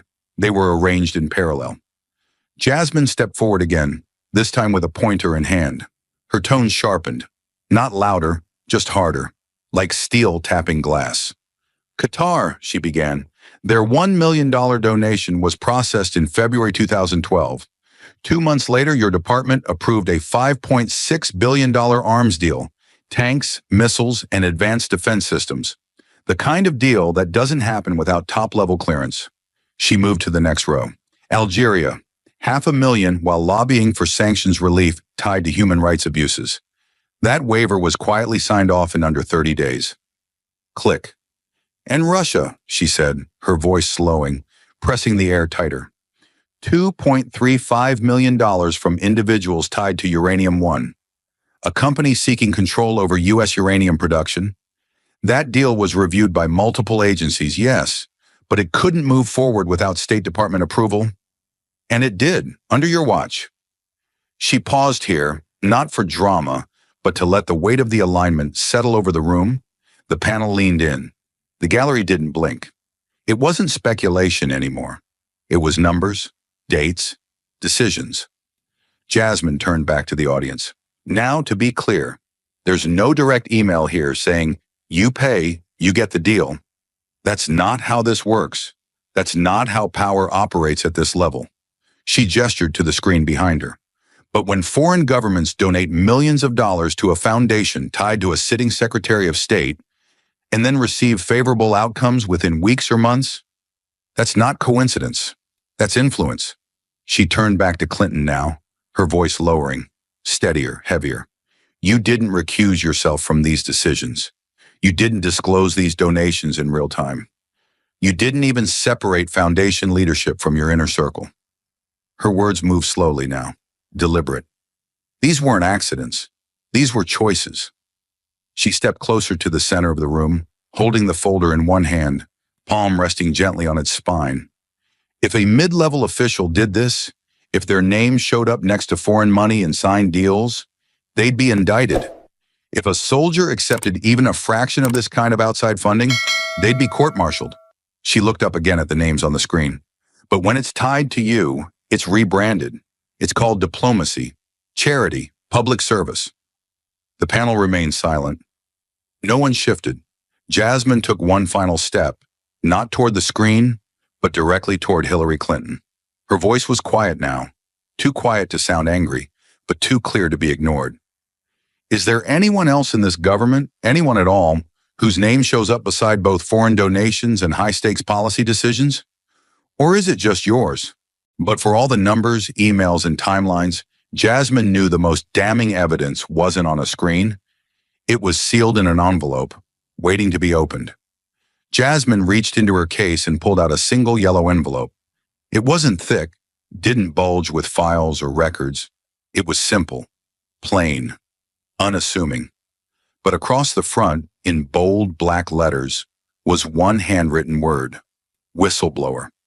She placed it gently on the table in front of her, like she was setting down a verdict rather than a document. Her fingers lingered on the edge for a second. Not for hesitation, but to let the room catch up. The gallery had leaned in. The panel had gone still. Hillary Clinton remained stone-faced, but her eyes flicked downward, just once. Jasmine didn't speak yet. She waited, because sometimes silence carries more pressure than sound. Then she looked up and said calmly, clearly, this envelope did not come from a leak.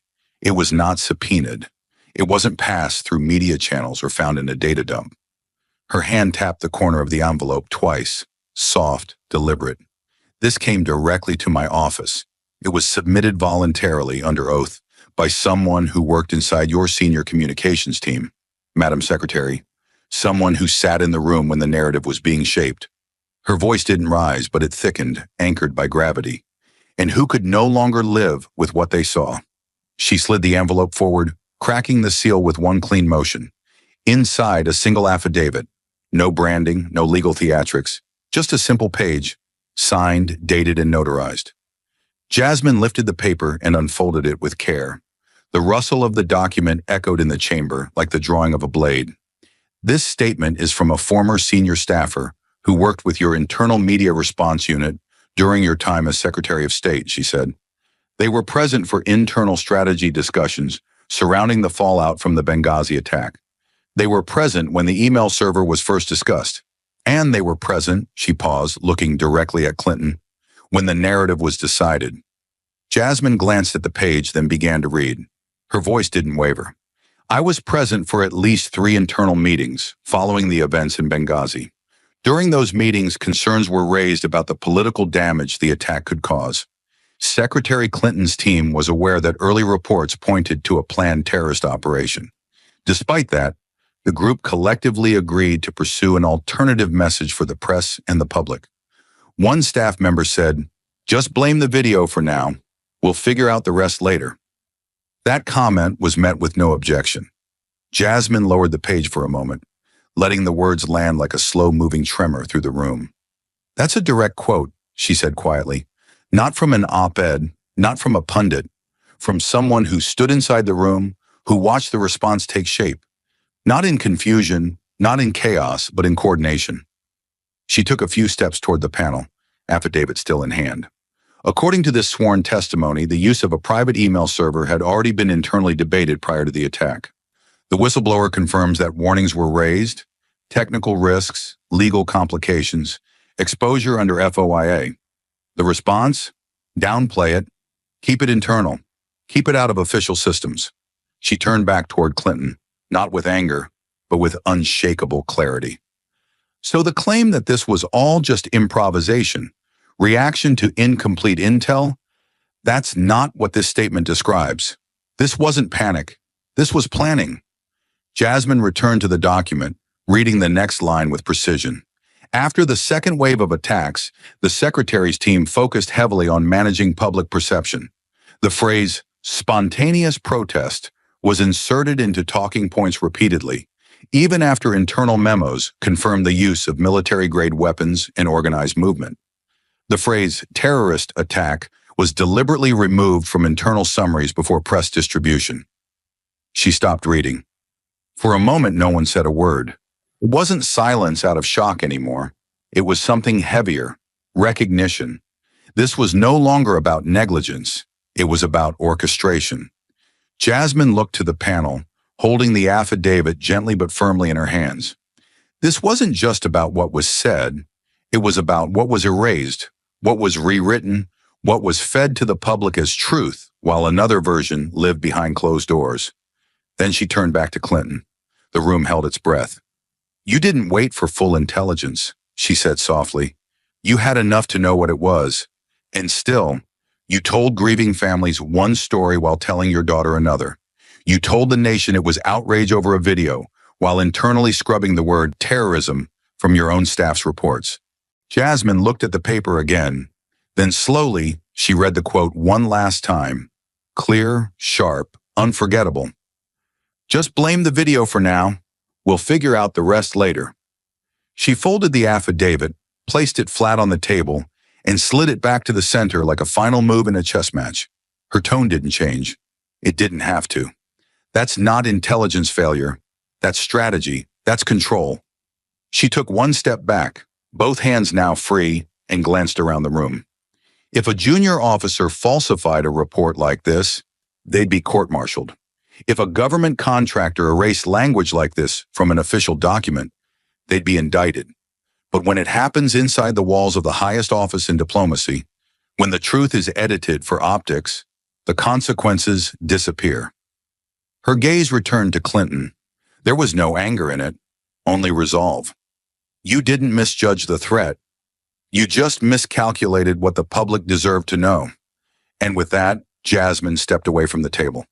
The envelope remained where she left it, centered, unopened by anyone else, but impossible to ignore. The room didn't move, because something had just shifted, and everyone in that chamber could feel it. But even with everything already revealed, Jasmine knew the final blow wouldn't come from what had been hidden.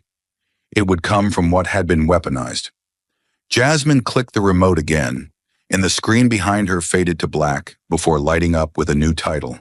Clean, stark, and heavy, the Steele dossier. There was no explanation offered.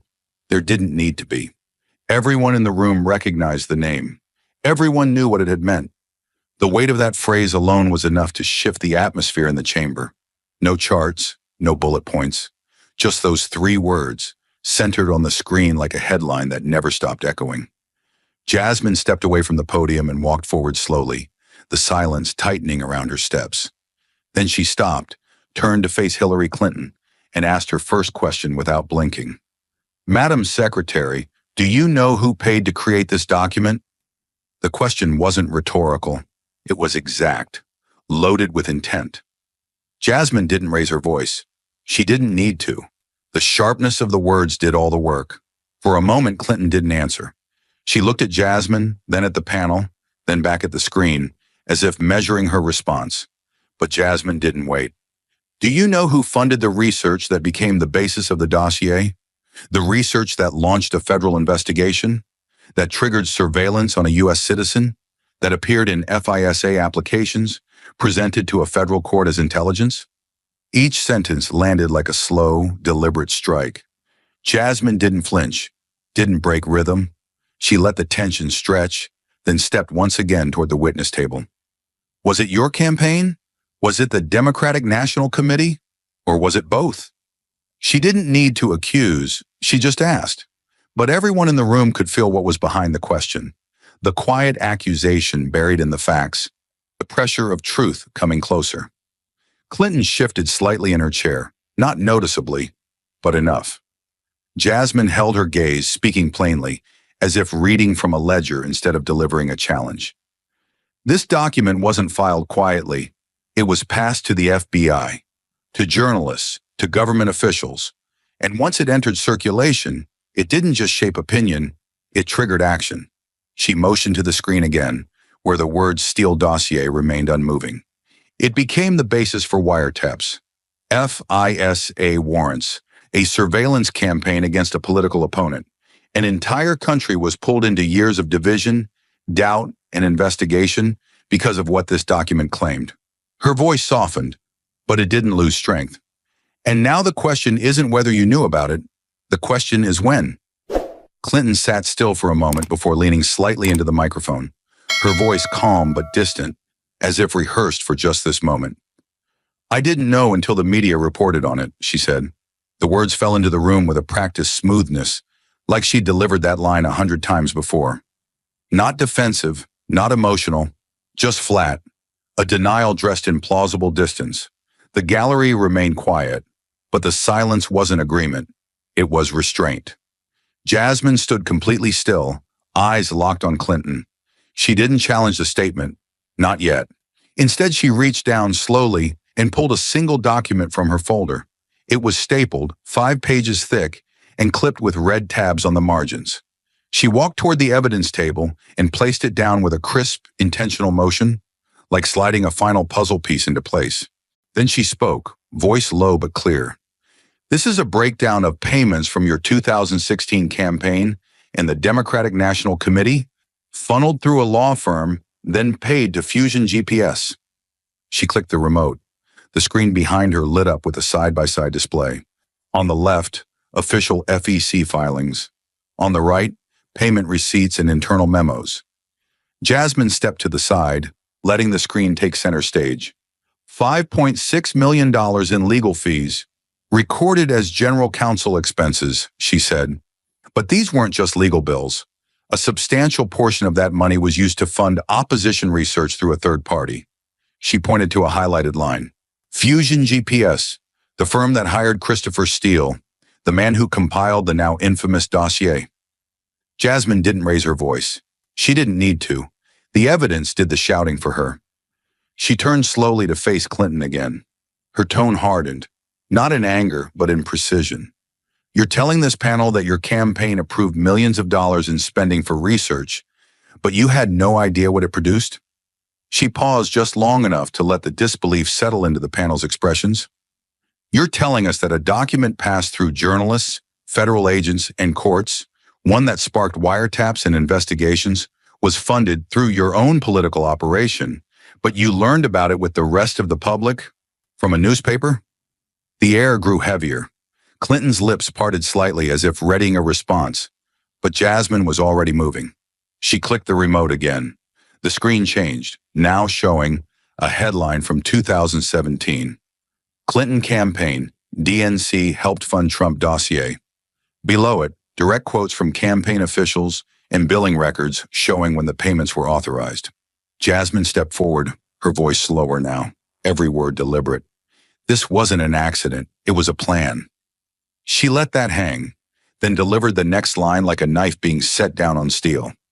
You paid for opposition research, turned it into intelligence, and passed it to the FBI. Data that wasn't verified, sources that weren't confirmed, but still you pushed it forward as if it were fact. She paced just a few feet, then stopped. Do you consider that standard campaign strategy? Is that what political playbooks look like now? Opponent research so unverified it can't be published, but polished just enough to hand to federal agents? Her tone cut through the room like a scalpel through cloth. Because if a civilian did that, if a private citizen gave false information to the FBI, we all know what would happen. They'd face charges. They'd be investigated. Their lives would collapse. She stepped closer to the panel now, pointing briefly to the financial trail still displayed behind her. But in this case, the person who benefited most from the investigation also signed the checks that helped create it. She turned to Clinton again, not with fire, but with unshakable control. You said you didn't know, but ignorance is not a shield when the money flows from your campaign, through your lawyers, and straight into the hands of the firm responsible for setting off a national firestorm. The room was still. Even the most seasoned panelists seemed to shift slightly, uncomfortable under the weight of what was now undeniable. Jasmine let the pause breathe. Then she walked slowly back to the evidence table and placed a second document beside the first. This one was marked Fusion GPS Invoice Summary, DNC/Clinton 2016. Her voice was softer now, but only in volume, not in force. You didn't stumble into the dossier. You funded it. Your campaign paid for it. Your party enabled it. And when the damage came, you stood behind the chaos and said, I didn't know. She looked back at the panel, not for validation, but for gravity. There is a difference between being unaware and being untouchable. And this isn't the first time we've seen where those lines have blurred. She took one last step forward. No papers in her hands now. Nothing between her and the truth but the air. So I'll ask again. Do you still claim you didn't know who paid for the Steele dossier? That you had no knowledge, no approval, no awareness at all? She stopped speaking, because this time, the silence would answer for her. But Jasmine knew numbers, timelines, and strategies meant nothing without faces, without names, and it was time Hillary Clinton heard them out loud.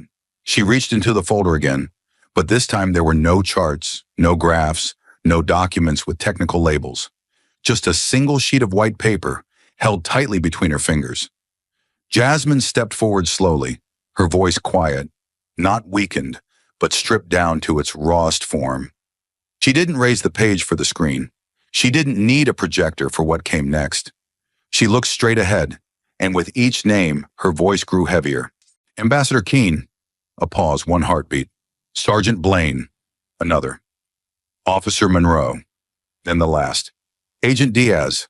The room was still. No papers rustled, no phones clicked. These weren't lines in a document. They were lives. Jasmine looked down at the page, then back up toward Clinton. Her tone didn't shift. It was calm, and that made it hit even harder. They wrote emails asking for help. You didn't respond. She took one small step forward. They reported surveillance, hostile crowds, suspicious vehicles. You didn't increase security. Another step. They were attacked, outgunned, outnumbered. You didn't send reinforcements. Her eyes narrowed slightly, not with anger, but with something colder. They died, and you sent a press release saying it was a protest gone wrong. She let that hang, not for effect, but for weight, because no one could move until it sank all the way in. Behind her, the screen remained black. Jasmine didn't need a visual anymore. The power of what she was saying didn't need assistance. She lowered the page slightly but didn't put it down. These weren't nameless officials. They weren't anonymous faces. They were Americans. They believed someone would come. They believed someone in Washington was listening. She turned her eyes to Clinton again. They believed you were listening. Another pause, tighter this time. Then Jasmine stepped forward again, slowly, silently. Not behind the podium, not beside the panel. She walked across the center of the chamber, step by step, until she stood just a few feet from Hillary Clinton's table.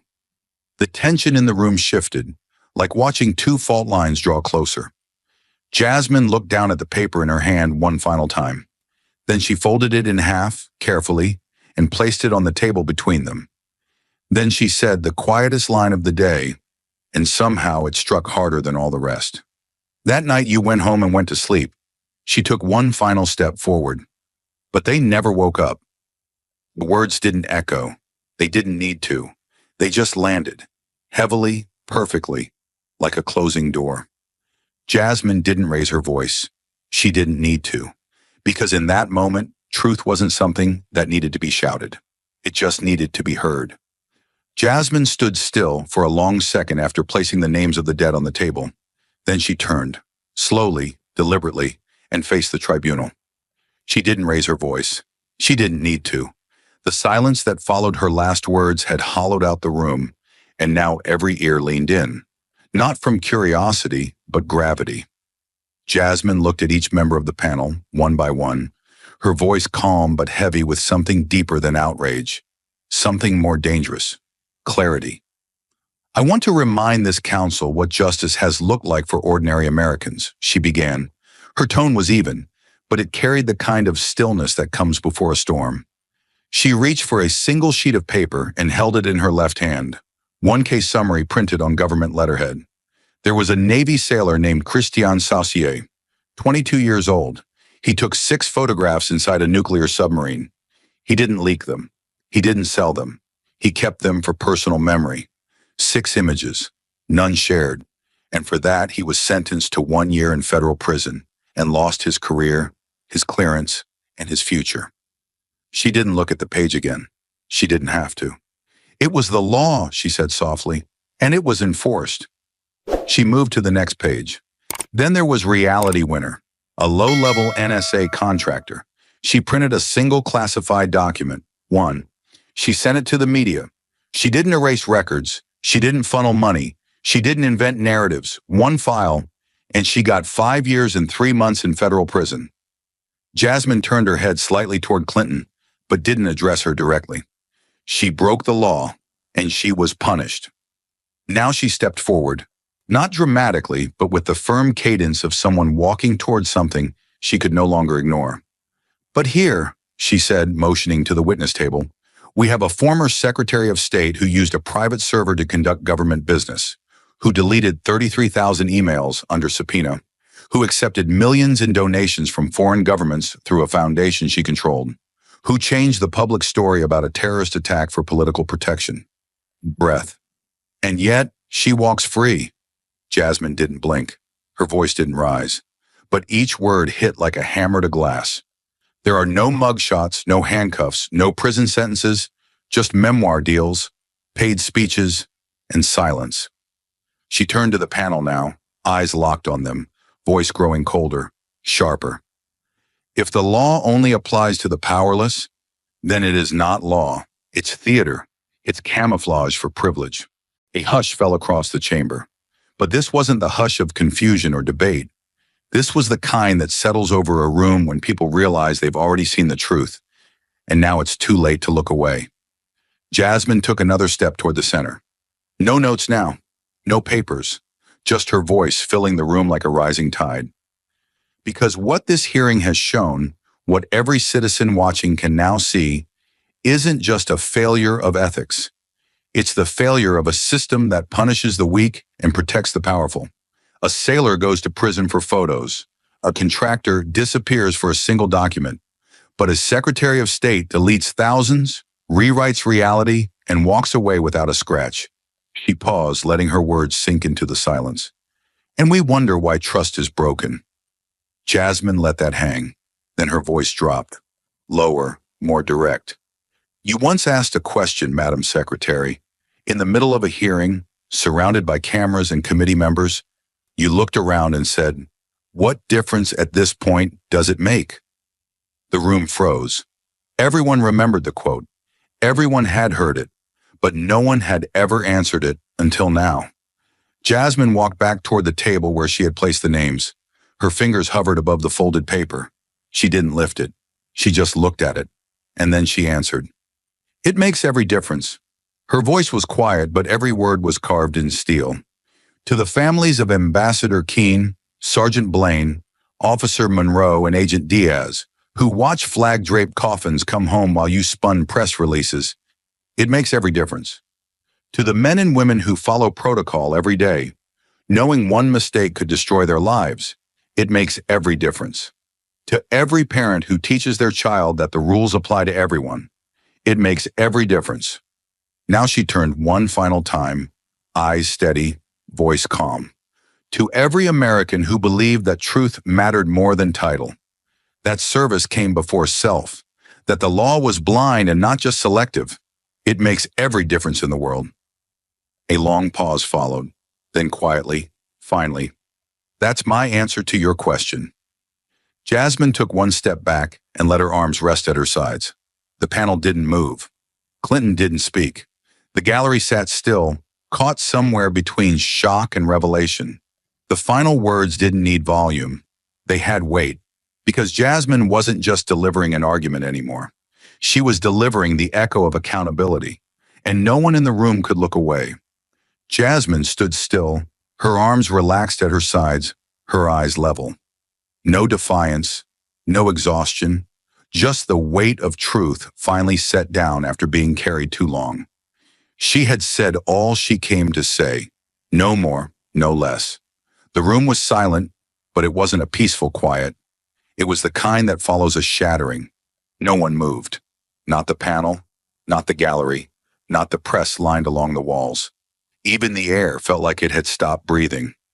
The head of the room, the chairman of the tribunal, sat frozen for a moment, his fingers interlaced in front of him, eyes lowered to the surface of the desk. For the first time in hours, he looked like he didn't know what to do next.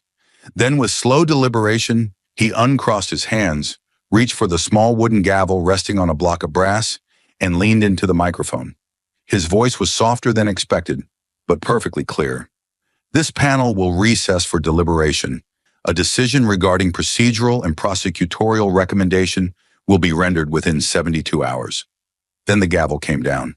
One sharp knock. No drama, no posturing, just finality. Jasmine gave a small, precise nod and stepped away from the center of the floor. She didn't look toward Clinton. She didn't need to. Her job was done. She returned to her seat slowly, without breaking posture, her gaze ahead, her expression unreadable. She wasn't here to watch the aftermath. She was here to make sure it couldn't be avoided. Clinton remained seated behind the witness desk, perfectly still, hands folded tightly, eyes cast downward. Not at a document, not at the panel, but somewhere in the middle distance. There was no anger in her expression, no panic, just something far quieter, heavier. The kind of silence that comes when a defense has run out of layers. The gallery, packed with press, families, and officials, did not erupt into conversation. There were no whispers, no rustling coats, or scraping chairs. Instead, there was only stillness. The kind of stillness that arrives when everyone knows they've just witnessed something they weren't supposed to. Something too real to turn away from. The tribunal members stood slowly, each one moving with the cautious gravity of people carrying more than files now. Their faces revealed nothing, but their silence said enough. One by one, they stepped through the wooden doors behind the bench, disappearing into the deliberation chamber, the doors closing behind them with a dull, final click. Reporters didn't rush to file stories. They sat at their laptops, fingers still, waiting, processing. A few looked toward Jasmine, not approached. Not yet, because this wasn't the kind of moment that called for a soundbite. This was the kind of moment that demanded silence. Jasmine exhaled once, deeply, the first full breath she'd taken in what felt like hours. But it wasn't relief. It was release. Behind her, a military veteran in uniform, one of the Gold Star parents in the gallery, stood slowly and then, without a word, placed his hand over his heart. Others followed. No applause, no chants. Just still figures rising from their seats in quiet solidarity. Jasmine didn't acknowledge them directly, but she felt it. All of it. A young woman from the press pool finally broke the silence, whispering into a phone. She didn't just testify, she dismantled the room. Cameras, still active, captured every angle of the aftermath. Clinton seated, Jasmine still, panel gone, gallery on its feet. No one cheered, because what Jasmine had done wasn't entertainment. It was reckoning. Security guards stationed by the doors made no moves to usher anyone out. Even they understood. This wasn't over. Not yet. Outside the hearing room, the marble corridors of the Capitol were already filling with movement. Staffers darted to deliver updates. Journalists adjusted their earpieces, preparing for live hits. Political aides stood with tight jaws and hunched shoulders, whispering about fallout, about timing, about damage control. But inside that room, none of that had begun.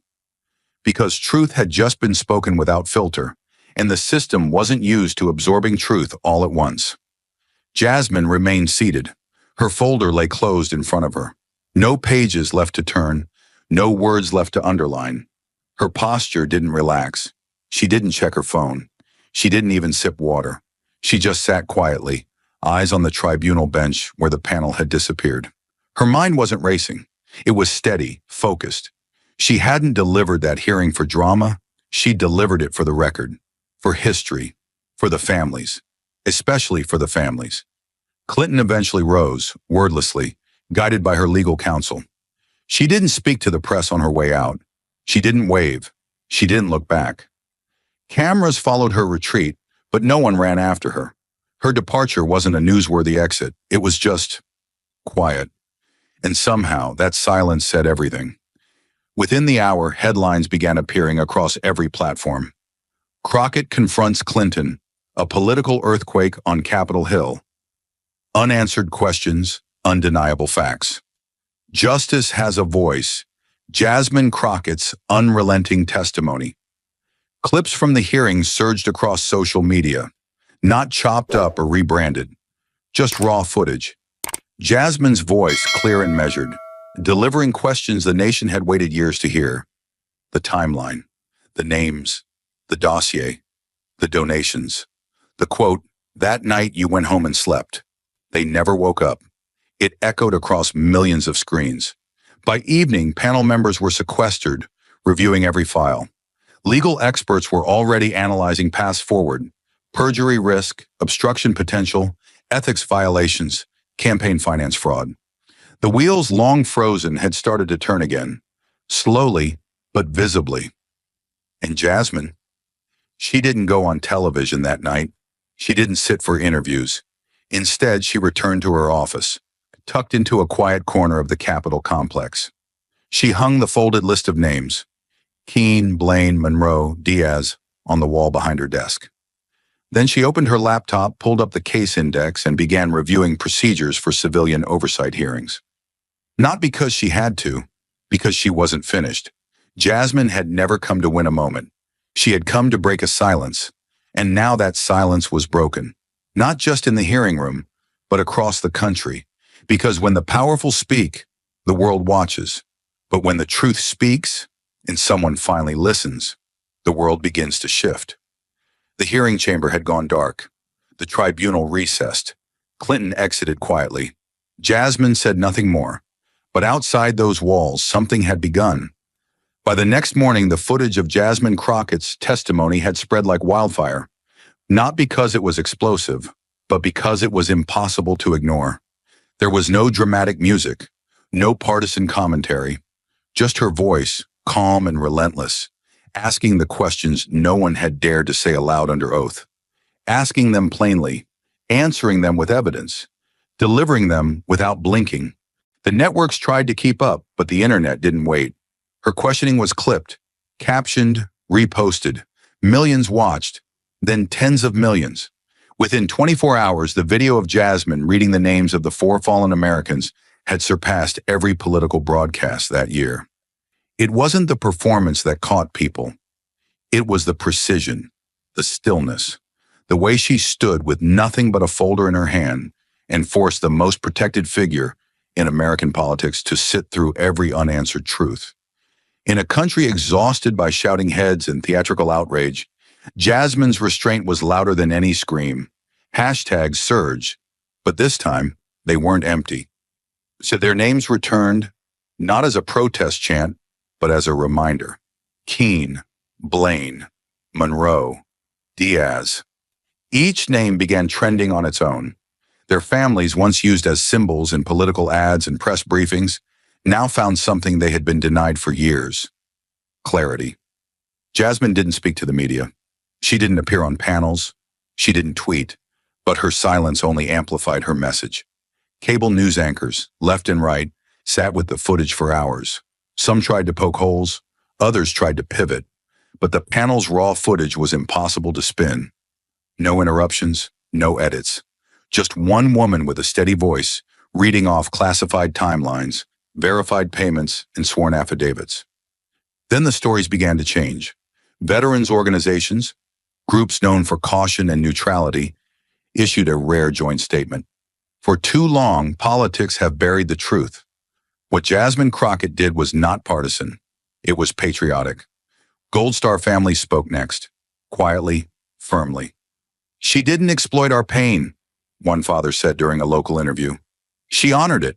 She said what we've been saying for a decade. Only this time, the country heard it." Other public servants came forward, not anonymously, not through leaks, but on the record. Former State Department staff, mid-level security advisors, military attachés, each confirming small pieces of the puzzle Jasmine had laid out. Not new scandals, just confirmations. Quiet validations of everything the American public had been told to forget. It wasn't loud. It wasn't theatrical. It was something far more dangerous to those in power. It was credible. 3 days after the hearing, the tribunal issued its decision. The ruling was unanimous. Based on the evidence presented, the tribunal officially referred the matter to the Department of Justice for criminal review. A special prosecutor would be appointed. Congressional oversight hearings would be reopened. All prior immunity deals were to be reviewed. No exceptions, no expired timelines, no redacted protection. For the first time in a decade, the words Clinton and accountability were no longer just paired in headlines. They were paired in legal documents. But the story didn't end with subpoenas. It continued in living rooms, in classrooms, in offices and veterans' halls and church basements. Parents sat with their children watching Jasmine's closing words replayed on late-night programs, YouTube clips, and news recaps. You once asked, what difference at this point does it make? I'll answer that for you. To the families of 4 Americans who never came home, it makes all the difference in the world. That quote didn't just resonate, it redefined the moment. Political scientists called it the clearest reframe of government accountability in modern congressional history. But for regular people, it meant something else. The game was no longer rigged beyond reach. People flooded congressional offices with calls, not demanding outrage, but answers. Town halls went viral. Staffers, long desensitized to public feedback, reported receiving more handwritten letters in a single week than in the last 5 years combined. Some letters weren't angry, just tired. Tired of lies, tired of evasion, tired of watching the rules only apply to the ruled. In the weeks that followed, oversight committees reconvened. Closed investigations were reopened. The email deletions were reevaluated under new standards of digital forensics. Foundation financial records were subpoenaed again, this time under the jurisdiction of a nonpartisan ethics panel. And at the center of it all, Jasmine stayed quiet. She didn't take interviews. She didn't publish a memoir. She didn't post a single comment. Instead, she worked, reviewing transparency legislation, advising on digital security reform, helping draft new regulations for federal record retention and campaign finance. Not because she wanted credit, but because now she knew the moment had become a movement. Months later, legislation passed. Small at first. A bipartisan bill enforcing stricter data separation between private and government email systems. Then a larger one, closing foreign donation loopholes tied to political foundations and family-run charities. Finally, a third, the Crockett Clause, named not by her, but by the people. It required any high-level official under active investigation to disclose relevant legal conflicts before accepting any private contracts, book deals, or speaking fees. It didn't undo what had happened, but it made sure the playbook couldn't be repeated. And through it all, Jasmine remained where she had always been, in her modest corner office in D.C., the same paper of 4 names framed above her desk. No plaque, no spotlights, just the names. Because for her, the mission wasn't headlines. It was history. History reclaimed, history made right. And the public, so often kept in the dark, had awakened not with pitchforks, but with questions. The kind Jasmine had taught them to ask out loud. And this time, the system had to answer. The sky over Arlington National Cemetery was the kind of pale gray that made you lower your voice without realizing it. There was no rain, but the clouds hung low, heavy with memory. Rows of chairs had been arranged in front of a new marble monument. Clean, curved, dignified. No frills, no politics. Just 4 names carved into stone, each one etched deep, each one now permanent. Ambassador Thomas Keane, Sergeant Kyle Blaine, Officer Danielle Monroe, Agent Lucas Diaz. They had never stood on a debate stage. They hadn't gone viral. They weren't the face of a movement.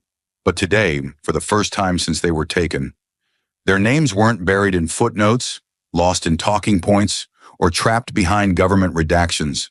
Today, they stood on their own. In the back row, away from the cameras, Jasmine Crockett stood silently, her hands clasped in front of her, head bowed.